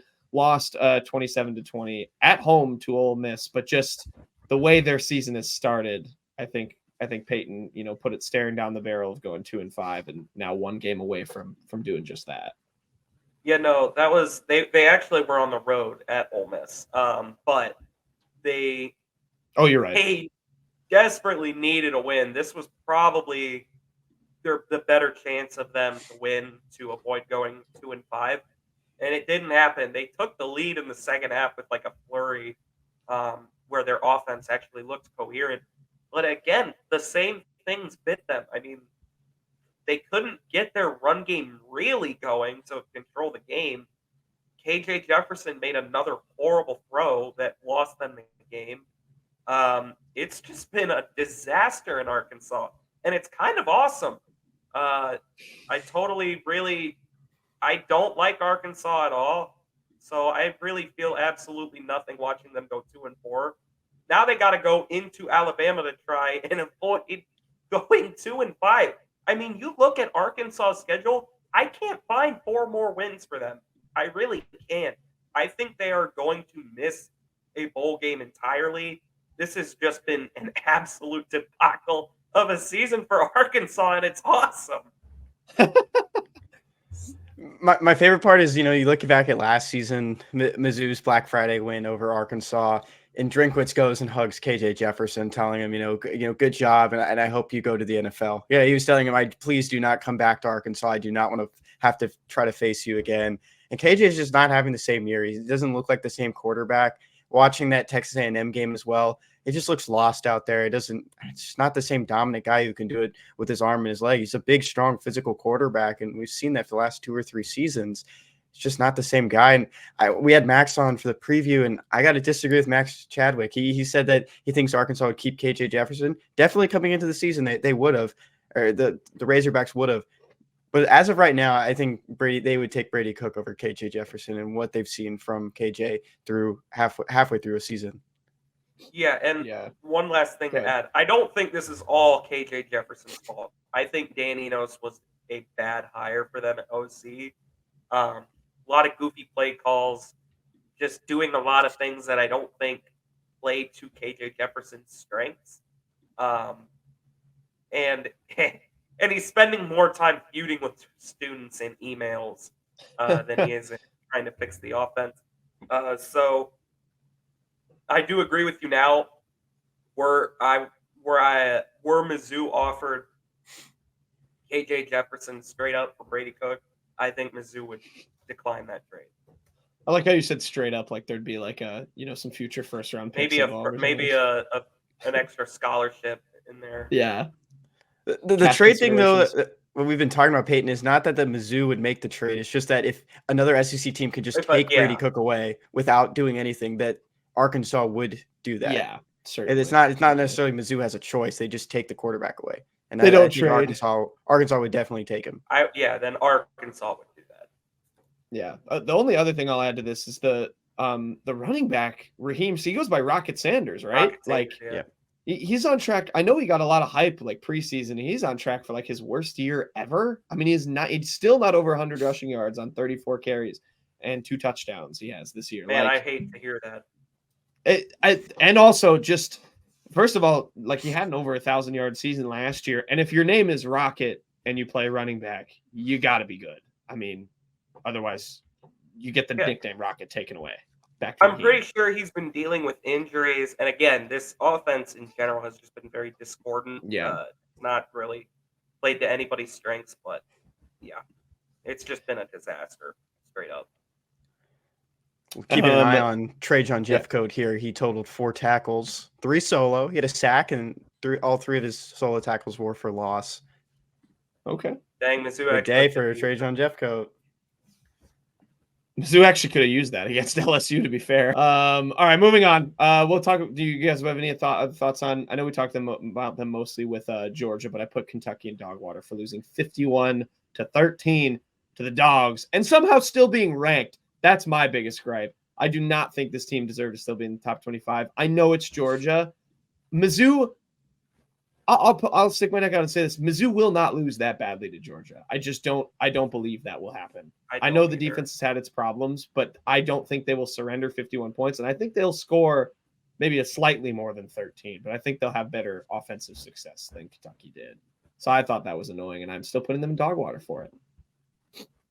I think we have nothing to add here. We kind of hit the nail on the head talking about Leary and that offensive line as well a little bit earlier. So it'll be a lot more to talk about in that preview coming up on Friday. Yeah. Then put Vandy in here, like I said. And then the only other team, Mississippi State, I put in dog water. They improved to 3-3 with a big win over the Western Michigan Broncos. Go Bulldogs. Yeah, I didn't watch the second of this. Yeah, let those cowbells ring. They also gave up 28 points. They had to win 41-28. And I think Western Michigan's quarterback outplayed Will Rogers. So tough spells down there in Starkville. But kind of a tough start for Western Michigan. You have to face Syracuse, Iowa, Toledo, and Mississippi State. I throw Toledo in there because I know Payton has a bet on the record for Toledo. 3 Power 5 teams. Toledo is the mighty Rockets. Toledo's probably also a MAC title level team. Like they're pretty good. There you go. The only other 2 tiers I have below dog water, I'm putting individuals. I don't mind talking about this again. Or you got some, Kenny? Mike Wright played in this game for Mississippi State. What? He went 7 for 10. He threw 57 yards. Put him on there. Put him on there. Mike Wright played. Love want Mike what? Wright. Mike What- Wright what- Put a played? tier. Add Put an Mike extra Wright tier. played as a tier. Yeah, put that as a tier. Mike Wright played. What's the deal with Mike Wright? Why do we care? He was the old Vandy quarterback. We know, found but out. We found out a couple you, weeks Jackal. ago How that dare he was you, at Mississippi Jackal. State now. We got to get Mike Wright on there. This is just one of those. All right, I'll put him in. Where do you want me to Mike put him? played Just football. Mike plain? Wright played. All right, Mike I'll put Wright it right played in the football. middle. I'll put it right below bye week. Right below bye week, it can go in. Mike Wright played football. I guess it is one of those quarterbacks that you're like, oh, they're still floating around. Shout out. Y'all remember The only Malik other tiers. Hornsby for Arkansas? He No, plays for Texas State now. I found that out over the weekend. there you go. JT Daniels. That will always be my favorite one.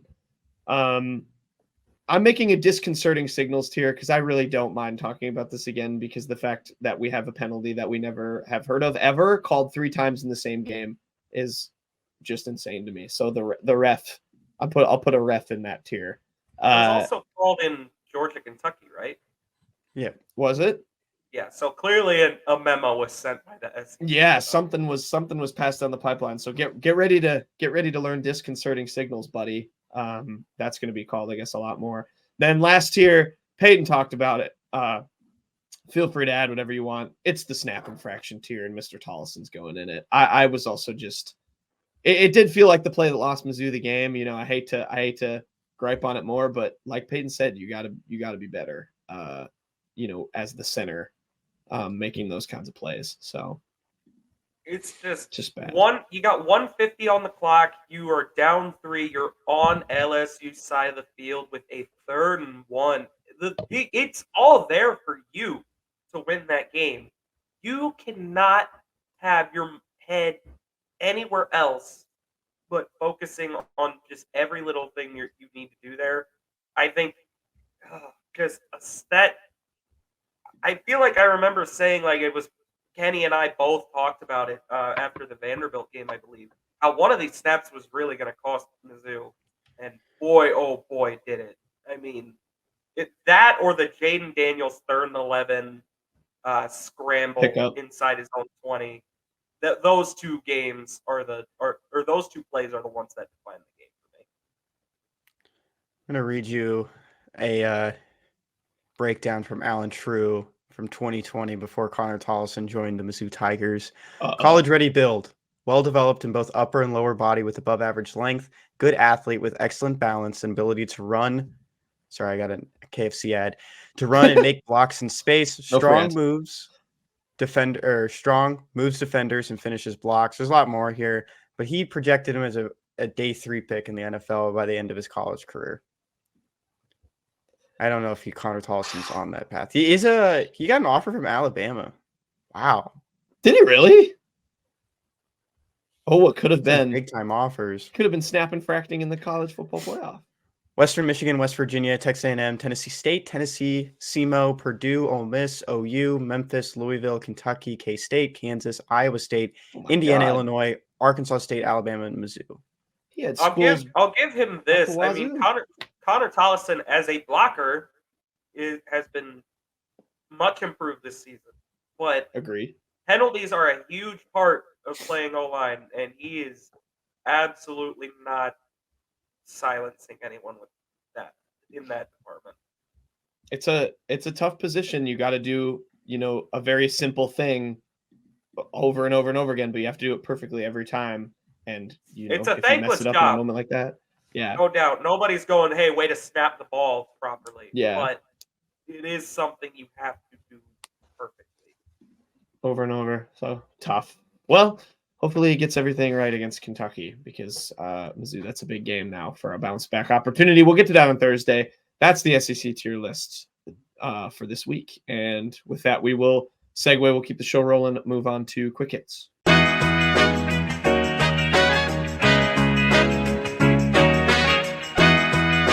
Okay, quick hits time. Kenny, start us off as per usual with your jersey of the weekend. My jersey of the weekend goes to Jeremy Maclin. Was inducted into the Mizzou Football Ring of Honor this weekend. We know that he is going into the College Football Hall of Fame as well. Got a nice plaque for it, and 2 of his former teammates, Chase Daniel and Sean Witherspoon unveiled his number. It doesn't mean his number is retired. The number 9 can still be worn by Mizzou players. We know Chad Bailey is wearing it on defense. Very cool to see his 2 former teammates doing it. Very cool to see Chase Daniel just super involved in this program since he's not with an NFL team at the moment. He's been very big in the media as well. But shout out Jeremy Macklin, and I know he's a head coach in the St. Louis area, so he's continuing his football career as a coach. Yeah, very, very probably even overdue Ring of Honor inductee. But moving on to mine, we're going to switch to the baseball playoffs a little bit, fellas. Gabriel Moreno, catcher for the Arizona Diamondbacks, hit a 3-run boomba off of Clayton Kershaw, noted playoff exceller in Game 1 of the NLDS in LA. The Diamondbacks absolutely hosed the Dodgers. Kenny, I have a question for you. Do you think the playoffs are unfair to those with ties? I think the wild card round is silly. I will say that. I think it's kind of dumb to make it a 3-game series. Just make them all 1 game at this point. And I will say we'll talk about this a little bit later in the ratio of the weekend. It's true. It's October. It's football season. Baseball doesn't exist anymore.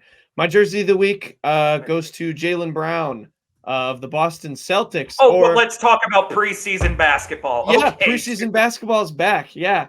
You're the only person who watches the NBA. Baseball's not real after August. My jersey of the week goes to Jaylen Brown. Of course, yesterday was the first day of preseason. I guess actually it's more shorts of the week rather than jersey, because Jaylen Brown in the Boston Celtics first preseason game had his shorts on backwards. They were playing the Philadelphia 76ers. I watched video once. I don't really know if anyone told him, but I think he realized while he was sitting there. And yeah, he's just getting he might be one of the most clowned players of the offseason. I don't know if you guys have seen the stuff with the video of him trying to dribble with his left hand, and I have. that being an issue. Yeah, Kenny, if you haven't seen, it's a video that the Celtics posted of him doing dribble drills. He's doing it with his right hand fine, and then he crosses over to his left and loses it's bad. He looks like he can't dribble with his left hand. And now he has this wardrobe malfunction. He obviously did not have a good playoffs.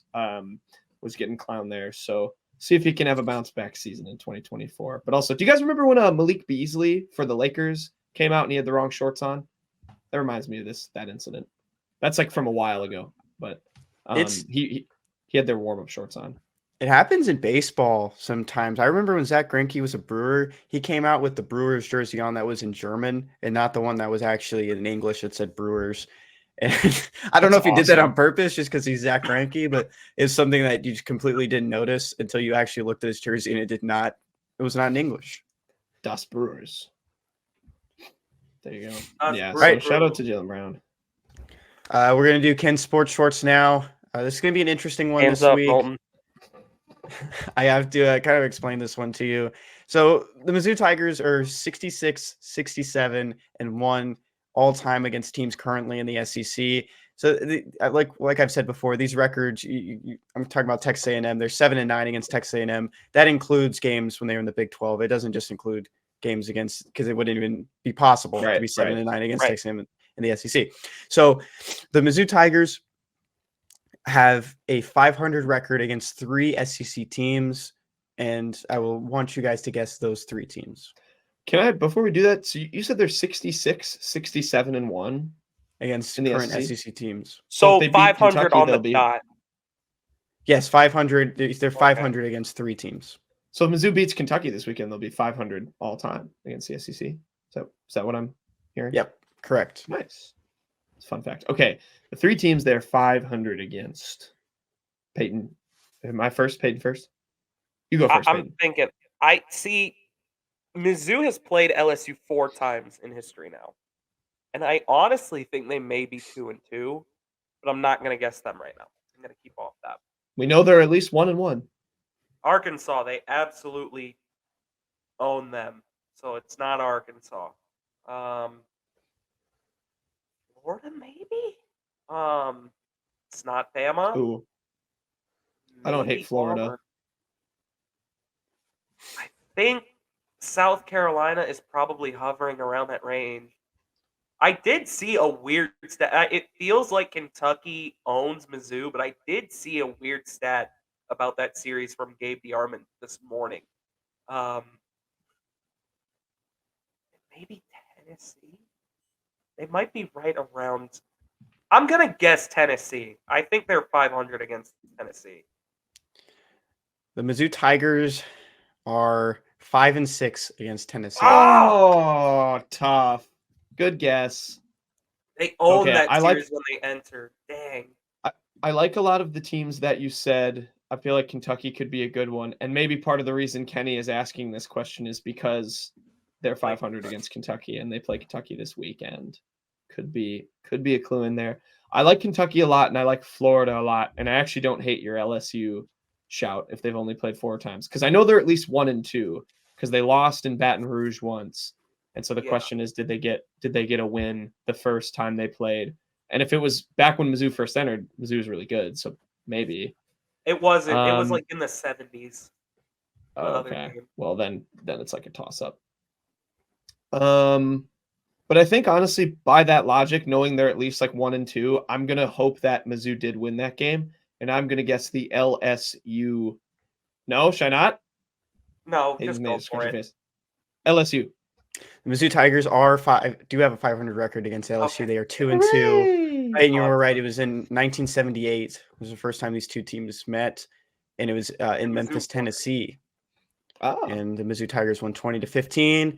Tigers lost in Baton Rouge, as Jack mentioned, 42-7 in 2016, and Mizzou won in 2020, and then they lost this past weekend. Of course we can. Fun fact about Mizzou LSU in that second meeting: the week before, Mizzou beat Delaware State 70 million to nothing.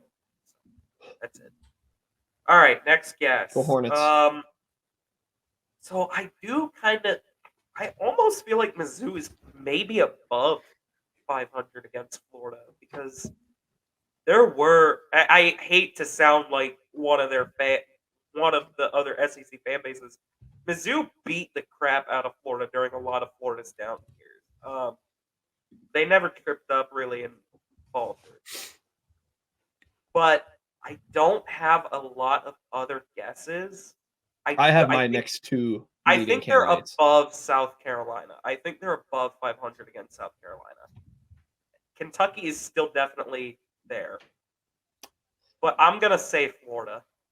Yeah, that's one of mine. I was thinking. The Mizzou Tigers are 6-6 against Florida. Hey, with that loss last year, they are now nice. at 500 against the Gators. Interesting enough, when I'm looking at this list on Wikipedia, that the head coach for Florida in 2021 is listed as Greg Knox and not Dan Mullen. That was Dan Mullen's last game, and they're not giving him. Dan Mullen got fired after that game. That's the Drinkwitz lightsaber. May the force be with you. That was his best moment at Mizzou before beating K-State. Facts. I forgot what I was going to say off the top of my head. But yeah, I also don't think it's South Carolina. My next leading candidate, Payton, if you're cool with this, I think it's Kentucky. Kentucky? You're going to guess Kentucky? I am going to guess Kentucky. The Mizzou Tigers are 4-9 against the Kentucky Wildcats. Oh, wow. Kentucky owns that series more than I thought. Wow. Fair There's a lot of blue on this map. That's okay. I'm not sad I got that wrong. Also, no free ads, but shout out Wikipedia. It's a great website. It's fun to do these little matchups. I don't think they pay anybody to use their website. Yeah. They just get money off of advertisements. Man. Maybe now you do have to pull South Carolina. I've been thinking of Auburn has been. We only have one guess left. Auburn has been floating in the back of my head as well. Oh shoot, yeah. Who did I guess on the first go? I guess Tennessee. Auburn, definitely not Alabama. Could be Ole Miss. I don't think it's Mississippi State. Feels like that's just a terrible school for Mizzou in every sport. I want to mention one thing. You guys brought up Auburn in 2022. Wikipedia also lists Cadillac Williams as Auburn's head coach for that game and not Brian Harsin. So I think they just change the coach and don't go back and change the game. This doesn't include Oklahoma and Texas, does it? It is not. No. Okay. I wouldn't pick either one of them. Yeah, I don't think they Just both of them do at pretty great. 500 against either of those teams. Mizzou is 24, 67, and 5 against Oklahoma, and Mizzou 5 ties. is 6 and 18 against Texas. Oh, yeah, that checks out. Oh man, I think it may be one of the Mississippi schools or Auburn now. I kind of don't think it's South Carolina still. I'm gonna say they're like 1-1 or like no, I'm not gonna guess Ole Miss. Yes, I am. Ole Miss. It had. I can't. Okay. That's Locking in your final guess. You guys failed this week. The Mizzou Tigers actually have their best winning percentage against any team in its Ole Miss. They're 7-1. What? And Wow. Yeah. Really? I was one expecting matchup it. between those two. 1974 is the only time the Mississippi has beaten Missouri in a football Wow. game. When else have they played Wow. Ole Miss? And Sharks. Pulling up the full list here. 1973, 17-0. 1978, 45-14. 33-7 in 1979. 2006, 34-7. 2007, 38-25. So home and home. 2013, 24-10. And then in 2019, homecoming, 38-27. 2019 was the only game I knew for sure. So Yeah. that's a shocker. What was the other school? The other school is Mississippi State at 2-2. Oh! Oh, it was Mississippi State. Oh, brutal. You had the state right. For what it's worth, I would not have guessed them. I It feels would like have guessed Auburn. Mississippi State is an absolute death trap school for Mizzou. I mean, Yeah. this past year in basketball, it was a big deal how like Tolu. Mizzou absolutely couldn't beat Mississippi State until they did. I've also noticed Nick in these Honor. 1980s and 1970s games that they were both played in Jackson, Mississippi against Mississippi State and Ole Miss. I wonder if that's just like where the main football stadium was for these teams then, because they weren't playing in Starkville or Oxford. Mizzou won in 1981 and 1984, and of course they lost in 2015 and 2020 to Mississippi State. Breaking news for Mizzou, Oh. by the way. The homecoming game against South Carolina will be this at is big. 2:30 p.m. So it's a Oh, mid-afternoon. That's the big game. That is I the think Prime it's- time. It's on SEC Network. we should tell everyone now. That's the unwritten reunion game. We'll all be there. Yep, I we think will be people there. already know that, but But yeah, there you go. We didn't to get know. 11 a.m. to boys. yeah, nice. I Nice. can Don't have to sleep wake in up a little, early. but Also, only other fun fact I want to add with Ole Miss, I caught in that 2019 game, I caught a pass from Ole Miss kicker Luke Logan, who of course was the kicker who missed that kick against Mississippi State when Elijah Moore did the dog peeing touchdown celebration that gesture, cost yeah. him. So shout out Luke there Logan. we go. Good segment, Kenny. That was a fun Yeah, one. well done. Now what's Best beats of the week. Jack and I are at 16 and 15. Peyton is running away with it now. He's at 18 and 13 this week. I'm not high on the Orange anymore. I ranked them in our fun little Aw. poll with our friends at one point, but I got Florida State minus 17.5. I don't believe in Dino Babers anymore, and I think that Syracuse is going to get rolled in Florida. They got smoked by UNC, didn't they? I think that also played into my Absolutely decision. killed. Yeah. Sorry, Kenny. Sorry, Kenny. I know you're a Peyton. big Orange guy. But in more ways than one. I got Louisville minus 8.5 against Pittsburgh. The Cardinals got a huge win over Notre Dame this past week. Pretty good team. Maybe the best team in Kentucky. Who knows? But yeah, they got a good win over Notre Dame. Pitt is quite literally the worst Power 5 team I've ever seen. Their starting quarterback coming into the year, Phil Jerkovic, after starting a game injured the week before, he moved to tight end last week, allegedly. So Really? not good stuff out of Pitt. I will drop Louisville from my rankings if they don't cover this week. I think this is a slam dunk. Wow. According to Pittsburgh Sports Now 45 minutes ago, he is still listed as QB2, not tight end on the depth chart. There was But the some fact they guy had from to the even Pittsburgh Gazette, yeah. the fact they even had to clarify that is probably speaks to how bad they are. My best beat of the week, I'm going out west a little bit. I'm going Wyoming plus 10.5 against Air Force. Yes, I'm picking the Cowboys to cover. We're going to talk about the NFL Cowboys and the fraud rankings. So I'm talking about the real Cowboys, the 4-1 Wyoming team out of Laramie. They beat Fresno State, who was ranked last week. I think they're going to cover against Air Force. I really like Air Force. I think this is a fun Mountain West battle. I love that both of these teams are really good. I think Air Force will still probably win at home, but I think Wyoming will give them a game. They have I forget his name, but they have the FBS rushing leader right now. I know that. But yeah, go Cowboys. Tapping the Wow. Wyoming well. I did that last week, and it was quite fruitful for me. Good to know. All right. What'd you learn, Peyton? Not what we're at, but we got Dirty Birds wait, of the we're weekend at- now. Why do I always scroll past like when I'm never mind. Yeah, The Dirty Bird of the weekend goes to the Baltimore Orioles. They are getting whooped right now by the Texas Rangers. In game 1, they lost 3-2, but then in game 2, 11-8, Mitch Garver hit a grand slam. I think the Orioles are out of it. I hate to say it, the Rangers are hot, and I know a certain Astros beat writer kind of a little bit mocked them for what they were doing, and I think this might be fueling the Rangers. They've won 4 straight games in the playoffs. They've looked really strong after not winning the AL West, and they're riding some momentum here, and I think they'll get past these Orioles. Yeah, they look totally locked in and focused. No champagne hangovers that allegedly here. That team, none of their games have ever felt close after like the 3rd inning. I mean, I know the Orioles got a late 3-run homer, made it look a little better, but this game was never out. Yeah, sorry, my dirty bird of the week, Kyle Shanahan, who of course former Falcons OC, helped Matt Ryan win an MVP. He's my dirty bird of the weekend because he stole a play call from the Detroit Lions. The Detroit Lions, I'm sure everybody has seen this whole thing by now, had a couple little end arounds, pitched it back to Jared Goff. Jared Goff hits a wide open Sam Laporta for a touchdown against the Panthers.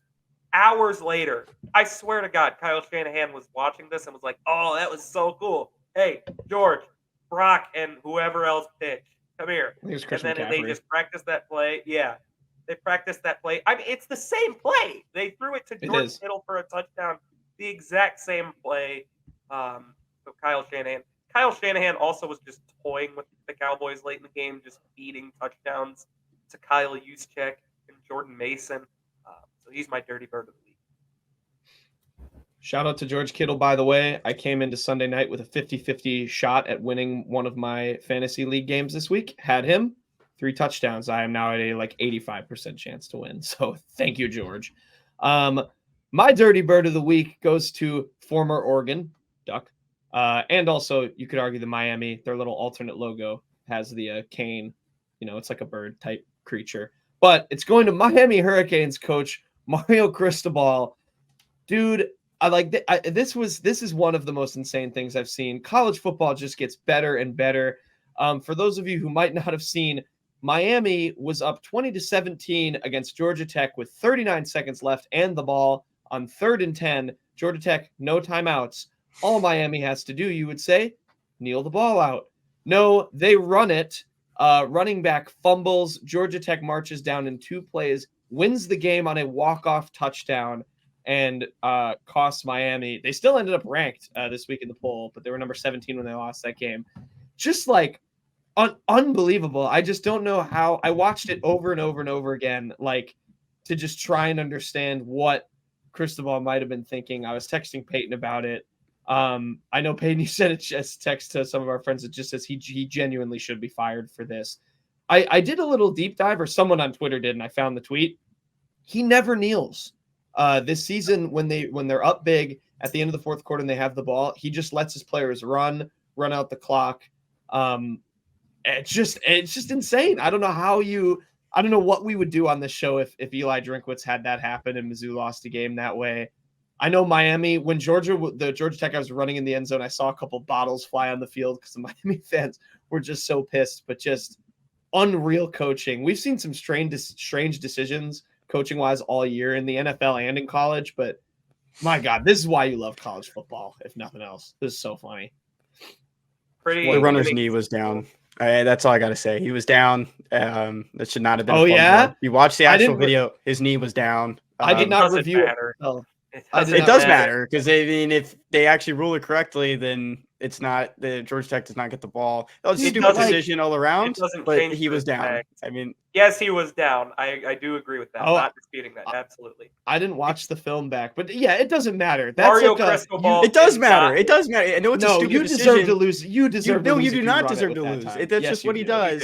You do. His knee was down. That's the Why rule. is that what you do? That's insane. I don't know. I'm not that? making the decision, but it does matter because the refs got it wrong, and that's all that matters. Well, Mario Crystal Ball after the game said he should have nailed it. So I mean that right there tells you all you need to know. He did not deserve a bailout there.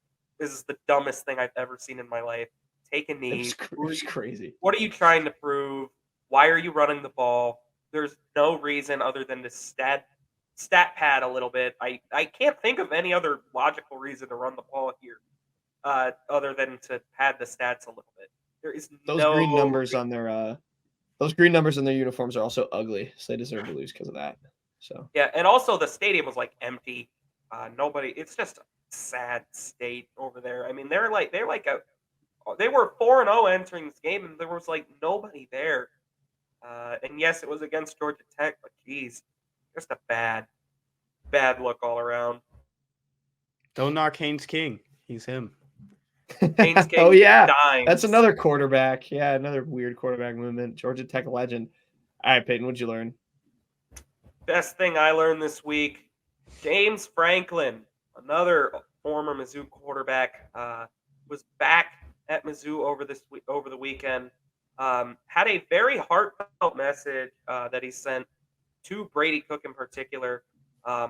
This was the third game James Franklin had been back at since he had finished playing in 2013. He said it was a lot of things were going on. He became a dad.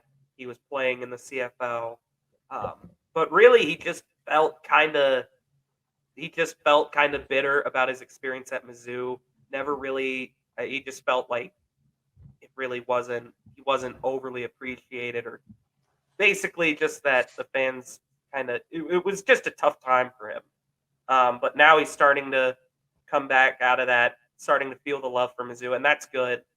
James Franklin, I know a lot of people had a lot to say about him being injured a lot, but he was a running quarterback, man. He was the quarterback during maybe the two most magical years in Mizzou history, or maybe the most magical year in Mizzou history in 2013. Glad to see he's feeling the love from the fan base now.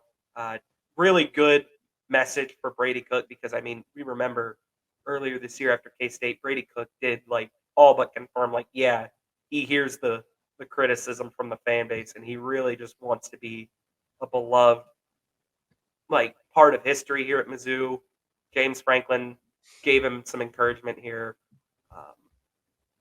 Yeah, it was all around just good. Good to see James Franklin back. Good that he sent that message to Brady. And I don't think Brady Cook has to really worry about being remembered as a very valued part of Mizzou anymore. I mean, this guy, the last few weeks, has just put up video game numbers, and I think everybody's fine. I liked Brady Cook's response as well. He quote tweeted James Franklin. So the brotherhood is real. Thank you for showing me the way, at James Franklin. That's pretty cool to see. Yeah, that was cool. Good message. Kenny? Best thing I learned, Caleb Highfrom, who's one of the second highest ranked recruit for Illinois, decommitted this past weekend. He was on a visit to Mizzou, actually, and he was a part of that list that our good friend Wendell Shepard posted to X. I'm going to pull up some tweets real quick about Caleb when I was on the Mizzou beat that I had, because I learned that he was on a visit around this time. It was October 22nd of last year, after he got that offer on October 14th. One of his coaches replied to me and said he also consistently makes the honor roll, maintains a 3.8 GPA with honors at AP classes. He plays in the band on the basketball sick. team and is a thrower for the track team. One of his teammates replied, and not to mention one of the kindest people I've ever met. And, offensive linemen, they are bruisers, big guys. They have to be angry. Sounds like he's the nicest kid ever. Gentle giant. People close to Caleb, and pretty cool to see there. And it just all around seems like a good kid. And if Mizzou is in that conversation, especially after a decommitment and after a visit here, that's a pretty big pickup for one of the best, one of the better offensive linemen in the class. Yeah. He had a photo. The photo he has with Illinois, he has a bunch of pancakes too. With that is sick. Obviously, the pancake block. That's sick. So clearly, he seems fun. Did you get an instrument check? Do we know what instrument he played in the band? I don't, but I could honestly try to look it up. Hey, that would be. I'm sure it could be out there. It's a funny somewhere. thing to think about. Yeah. Shout out. Okay. Shout out. Yeah. Caleb Pride Farm. Name to watch. Hopefully, he can. Mizzou can maybe get back in the race for him. Smart choice to decommit from Brett Bielema. Illinois sucks. But that's a different note. My best thing I learned this week. Also, we had a very Mizzou-oriented best things we learned. I'm going back to something I brought up in the recap, but just wanted to touch on it a little bit more because I got to cover this event last year. It was really cool. Mizzou Madness happened. Obviously, college basketball season is building up. I spent a good bit on Twitter today watching John Rothstein. He does his 45 best teams and he does like 45 seconds on each of them. I was watching a couple of those, just getting hyped for college basketball season to come back. But yeah, Mizzou Madness, that's the thing they do. They started it last year where they build a court out on the quad at Mizzou in front of the columns and have the men's and women's teams go out and just do little activities with students and everyone come watch. It's really hype. Had some problems last year. Lights didn't work all too well, had some sound system issues. Seems like they got that ironed out in 2023, which is good because it is a really cool event. They had RG3 there because, of course, he commentated the Mizzou-Lsu game. I just think it's a cool thing. And Sean East, I did see defended they did a 3-point contest last year. He won. I saw he won that again. So still the lefty sniper showing out on the outdoor court. But I loved this event last year, and I'm glad it's going to continue to be a thing. I don't think any of us chose Sean East to win as well. I think because we were talking about who's going to win 3-point contests, looking at some guys that are going to be coming off the bench this year, and we were all wrong. Didn't one of us take Connor Vanover? I swear. You might have, Kenny. I think it was Payton. I think it was Payton. It might have been me. But no, yeah, Sean East. How about that? We've heard a lot about. I mean, we've seen a lot too. Sean East has really been working on that deep stroke. Wasn't something he really had last year. He'd hit one every 3 games, and we're like, it feels like he should be better at this. If he can add that, I mean, he really becomes potentially when he's really on, just with the way he can pass, a really dynamic point guard for them. I'm surprised Caleb. Go ahead. No, you finish your thought. I was gonna say I'm surprised Caleb Grill didn't win, considering he's supposedly, and I mean his time at Iowa State backed it up, like an absolute sharpshooter. But hey, not regulation court is what we'll say. Yeah, I like Sean East. I could be overreading the clips that I've seen, but it seems like and naturally, with all these young guys, it seems like he's going to become more of a leader and depended on in that role this year with this team. And he's been in college for so long, like it makes sense that might become a good role for him. But he has some awesome potential. His passing is very, very fun when it's on. But yeah, shout out Mizzou Madness. Good light show. All right. Ratio of the weekend. This first one comes from Justin T. Bear on Twitter, who is the sponsor of the Ratio of the Week and Ratio of the Weekend. Illinois football, talked about them not too long ago in Quick Hits. They lost to Nebraska 20-7. They got 129 replies to 118 likes on their post on X. That is one of the ratios of the weekend. Payton has the other. Other ratio of the weekend. Ken Rosenthal tweeted his column out today.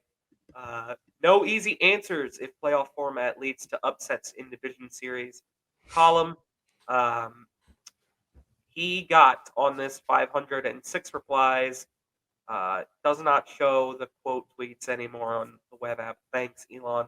531 reposts and 438 likes. now it's time to kind of break down the debate here. The reason for this is because the 1 seed Orioles and the 1 seed Braves are absolutely getting torched right now. The Dodgers also getting smacked around. The Astros are the only bye team that isn't trailing in their series. They're tied 1-1. I personally think it's a weak excuse to say that the wild card team format kind of leads to a disadvantage for the division teams. I do agree with Kenny. I think the wild card format is silly. I think it should not be 3 games. But this is a weak excuse. I mean, the Astros last year were the 1 seed in the AL. They ran into the red hot Seattle Mariners, and they smacked the Mariners around. I mean, really bad. Other than Game 3, it took 18 innings to win 1-0. But it's an excuse. I think Braves fans in particular have been whining about this. I think it's ridiculous, but I'll let Kenny weigh in on his thoughts. I actually want to throw in here that there was a second ratio. Someone named Sotero A. Gomez replied, so teams get a 5 days rest. All of a sudden, they stink, ? Laugh face, laugh face, laugh face. More likes than Ken Rosenthal's actual article. I'll weighing in on this. It's just baseball. I mean, that's the beauty of the playoffs in baseball. The best team doesn't always win. And it's just who is hot. You look at the Nationals in 2019, they steamrolled people just because they were so hot. They were a wild card team. They got lucky based from an error against the Brewers, and they advanced. I know I hate Jack for that to this day. Some old wounds. Sorry. For Kenny. Yeah. And so I root for the Astros now. You see it sometimes in the NBA with the Heat last year. I don't really see it as much in the NFL, but that's just the beauty of it. And I think it's cool to see some of these teams just get hot and take the momentum. 2011 Cardinals come to mind. 2013 Red Sox. There's just so many fun teams that you can mention that have done this stuff. 2 years ago, I mean the Braves. Yeah, Braves 2 years ago. They weren't the Braves now. They traded for a bunch of guys at the deadline. They didn't have Ronald Acuna Jr. The guy who won MVP for them didn't even play a full season for the Braves. They completely replaced their outfield. That's just how it goes. And I understand, saying that you're off and you're facing teams with this momentum, especially because in the wild card series, everyone's sweeping. And I get that. But it's just how it is. I mean, it's been like that for forever. I mean, the teams have momentum. Teams get hot. I think this is just a reason just to get your opinion out there. Back in 2014, the AL side, I mean, the Royals entered the postseason with 95 home runs on the season. 95 home runs. That is abysmally low. And they were playing a really good Oakland A's team in the wild card with John Lester on the mound. The Royals won that game in extras and swept everybody until the World Series. I mean, they literally ran through the AL side without a loss. This is just how the postseason is. There's no point in changing. I would change the wild card format just because it's not good baseball for the most part. I'd switch it back to 1-game series. But divisional upsets are going to happen all the time, like divisional round upsets. So that's how I feel about it. Yeah, I mean, I'm not even like that big of a baseball fan, and even I feel like I grasp the concept of if you're hot. Like, it's like how college basketball works. If you're hot at the right time, like, you just like figure out ways to win. But like you said, it seems like if you were the best team in the regular season, you should figure out a way to overcome that or have the talent to overcome that. And if you don't, yeah, sorry, that's just how it works. So, interesting. I'll be definitely thinking about that as I glimpse on October baseball going forward. Wow. Way to mention the Nationals and the Heat also, Kenny, in one just damning sentence. Jesus. I know you don't like teams from the DC area to begin with. Okay. Shout out Payton'S Bears for beating those Commanders. This is a big win, Payton. This is a big win. Yep. You guys are back. Justin Fields. All right, we'll move on. We're going to finish. Speaking of going to football, we're going to do the fraud rankings. No, we don't really do that on Thursdays. We switched it to Sundays just to recap them right after the weekend happens. So you're lucky, Monday Night Football teams. Maybe we'll figure out a way for you to sneak in here if something crazy happens on the on the national game on Mondays, or when they do the BS 2 Monday. Are they doing that? Like for like how many more times do we know are they doing that? 'Cause that pisses me off. Once or twice before, I don't know. Okay, I do like it. I don't like it. Just real like I'm curious. Quick, I'm fine with I don't like it. It's whatever. I don't like really it. care. All right, well, maybe I'm just opinionated. All right, moving on. We'll finish with the fraud rankings to close the show. Fraud. Fraud. Fraud rankings. Kenny, take it away. We're starting it off in Indianapolis. The Colts, 3-2. Gardner Minshew back at the helm, the best backup quarterback in the NFL, takes down the Tennessee Titans, who are coming in at number 5 in this week's fraud rankings. What's up with the Titans? They blue ball us. They make us think they're good, and then they're not. They beat the Bengals last week 27-3. They come out this week with a whopping 23-16 loss. You're number 5 on the fraud rankings. That's a 2-5 touchdown to interception ratio. I rest my case. Fraud. Should have kept Josh Dobbs. Coming in at number 4 is the Kansas City Chiefs. They won it all by ref ball over Kirk Cousins, ruining Kirktober for us boys. 27-20 win in Minnesota. Another close win for Patrick Mahomes. Is he washed? Is it over? We don't know. Patrick I wear the stripes underneath my uniform because I'm also a ref. Patrick Mahomes, 27-20. What do you Kirk guys? Cousins, where's he going next? Chiefs coming in at number 4. What do you guys think they gave Travis Kelce at halftime so that he didn't have he could play in the second half? Some sort of drug, or did they just play him Taylor Swift? Ibuprofen. The critics want to know. Parentheses Taylor's version. Mr. Pfizer gets shot up at halftime. Number 3 on the fraud rankings. Jack, take a victory lap here. Give yourself a round of applause. The Pittsburgh Steelers downing the Baltimore Ravens after a terrible week. A terrible Sunday against the Houston Texans last week. Baltimore Ravens come out. Lamar Jackson, 236 yards in the air and an interception. Not the best performance from the Baltimore Ravens all around. Pittsburgh Steelers get away with this one, 17-10. Coming in at number 2, this one was pretty easy. You could even argue that they're number 1. The Buffalo Bills. Buffalo frauds. Over in England. Jacksonville winning back-to-back weekends in London. With a win here, 25-20 over the Buffalo Bills. Josh Allen threw for 359 yards, 2 touchdowns, interception. Trevor Lawrence, 315 yards and a touchdown. Both teams sit at 3-2, but not a good week for the Buffalo Bills. Coming in at number 1 in the fraud rankings, the Dallas Cowboys. If they want to compete with the big dogs, they aren't even trying. The 49ers just stuck it to them. And Dak Prescott, 3 interceptions. That future, him versus Shadir Sanders, whoever has the most interceptions by the end of the year. Big day for that. Big day for that. Dak is not looking strong right now, and this team is 3-2 coming into this year. After the first 2 weeks, they didn't look like frauds. They are the biggest frauds in the NFL. Maybe they need Ezekiel Elliott back. I don't know. A little life into that offense. Little feed me. Fraud. Wyoming are the real Cowboys. Well done. Frauds. Yeah, it was a good weekend. It was a fun week in football. It's nice to take a rest this week personally with my team having a bye. That was enjoyable. Also, Kenny, I started CJ Stroud over Joe Burrow in fantasy and still won. So thank you to CJ for doing just enough. Well, thanks for bringing that up. But let's see how we're doing on our fantasy football team. A few seconds here. Coming into the week, we are 4th in the league at 2-2. Fraud? I don't really know how this works on the website, to be honest with you. You only use the app? No, I don't use the app. I just use it on here. We were projected 141 points. We're currently at 130 with Devonta Adams playing on Monday Night Football against Green Bay. All right. Pass it, baby. Yeah, we're good. We're good. Oh, we already won. Oh. Way. So we could take him out unless you guys think he's going to get -11. Why we can take him out? Just have an empty. That's kind of a badass move. Leave it empty. Did we lose 2 in a row? We did lose 2 in a row. I forgot to take out Nick Chubb one of the weeks. I forgot he was on the team. We forgot he's on IR. We should probably bench him or cut him because he's on IR. Well, it's a dynasty league.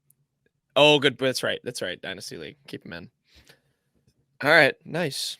Go us in fantasy. Shout out the fraud boys, Cowboys. And with that, we'll end the show. We will be back on Thursday. We'll have a preview out for Mizzou, Kentucky. Friday, we'll have the full show for you guys with that preview as well. Big week coming up for Mizzou football. Hopefully, come Sunday, I can make another video with the highlights, because sad I couldn't do that this week with the LSU Tigers winning. But yeah, with that one, the show. Everyone have a fun and safe week. We'll see you guys Thursday and Friday. This has been the Unwritten Rule presented by Bet Online. See ya.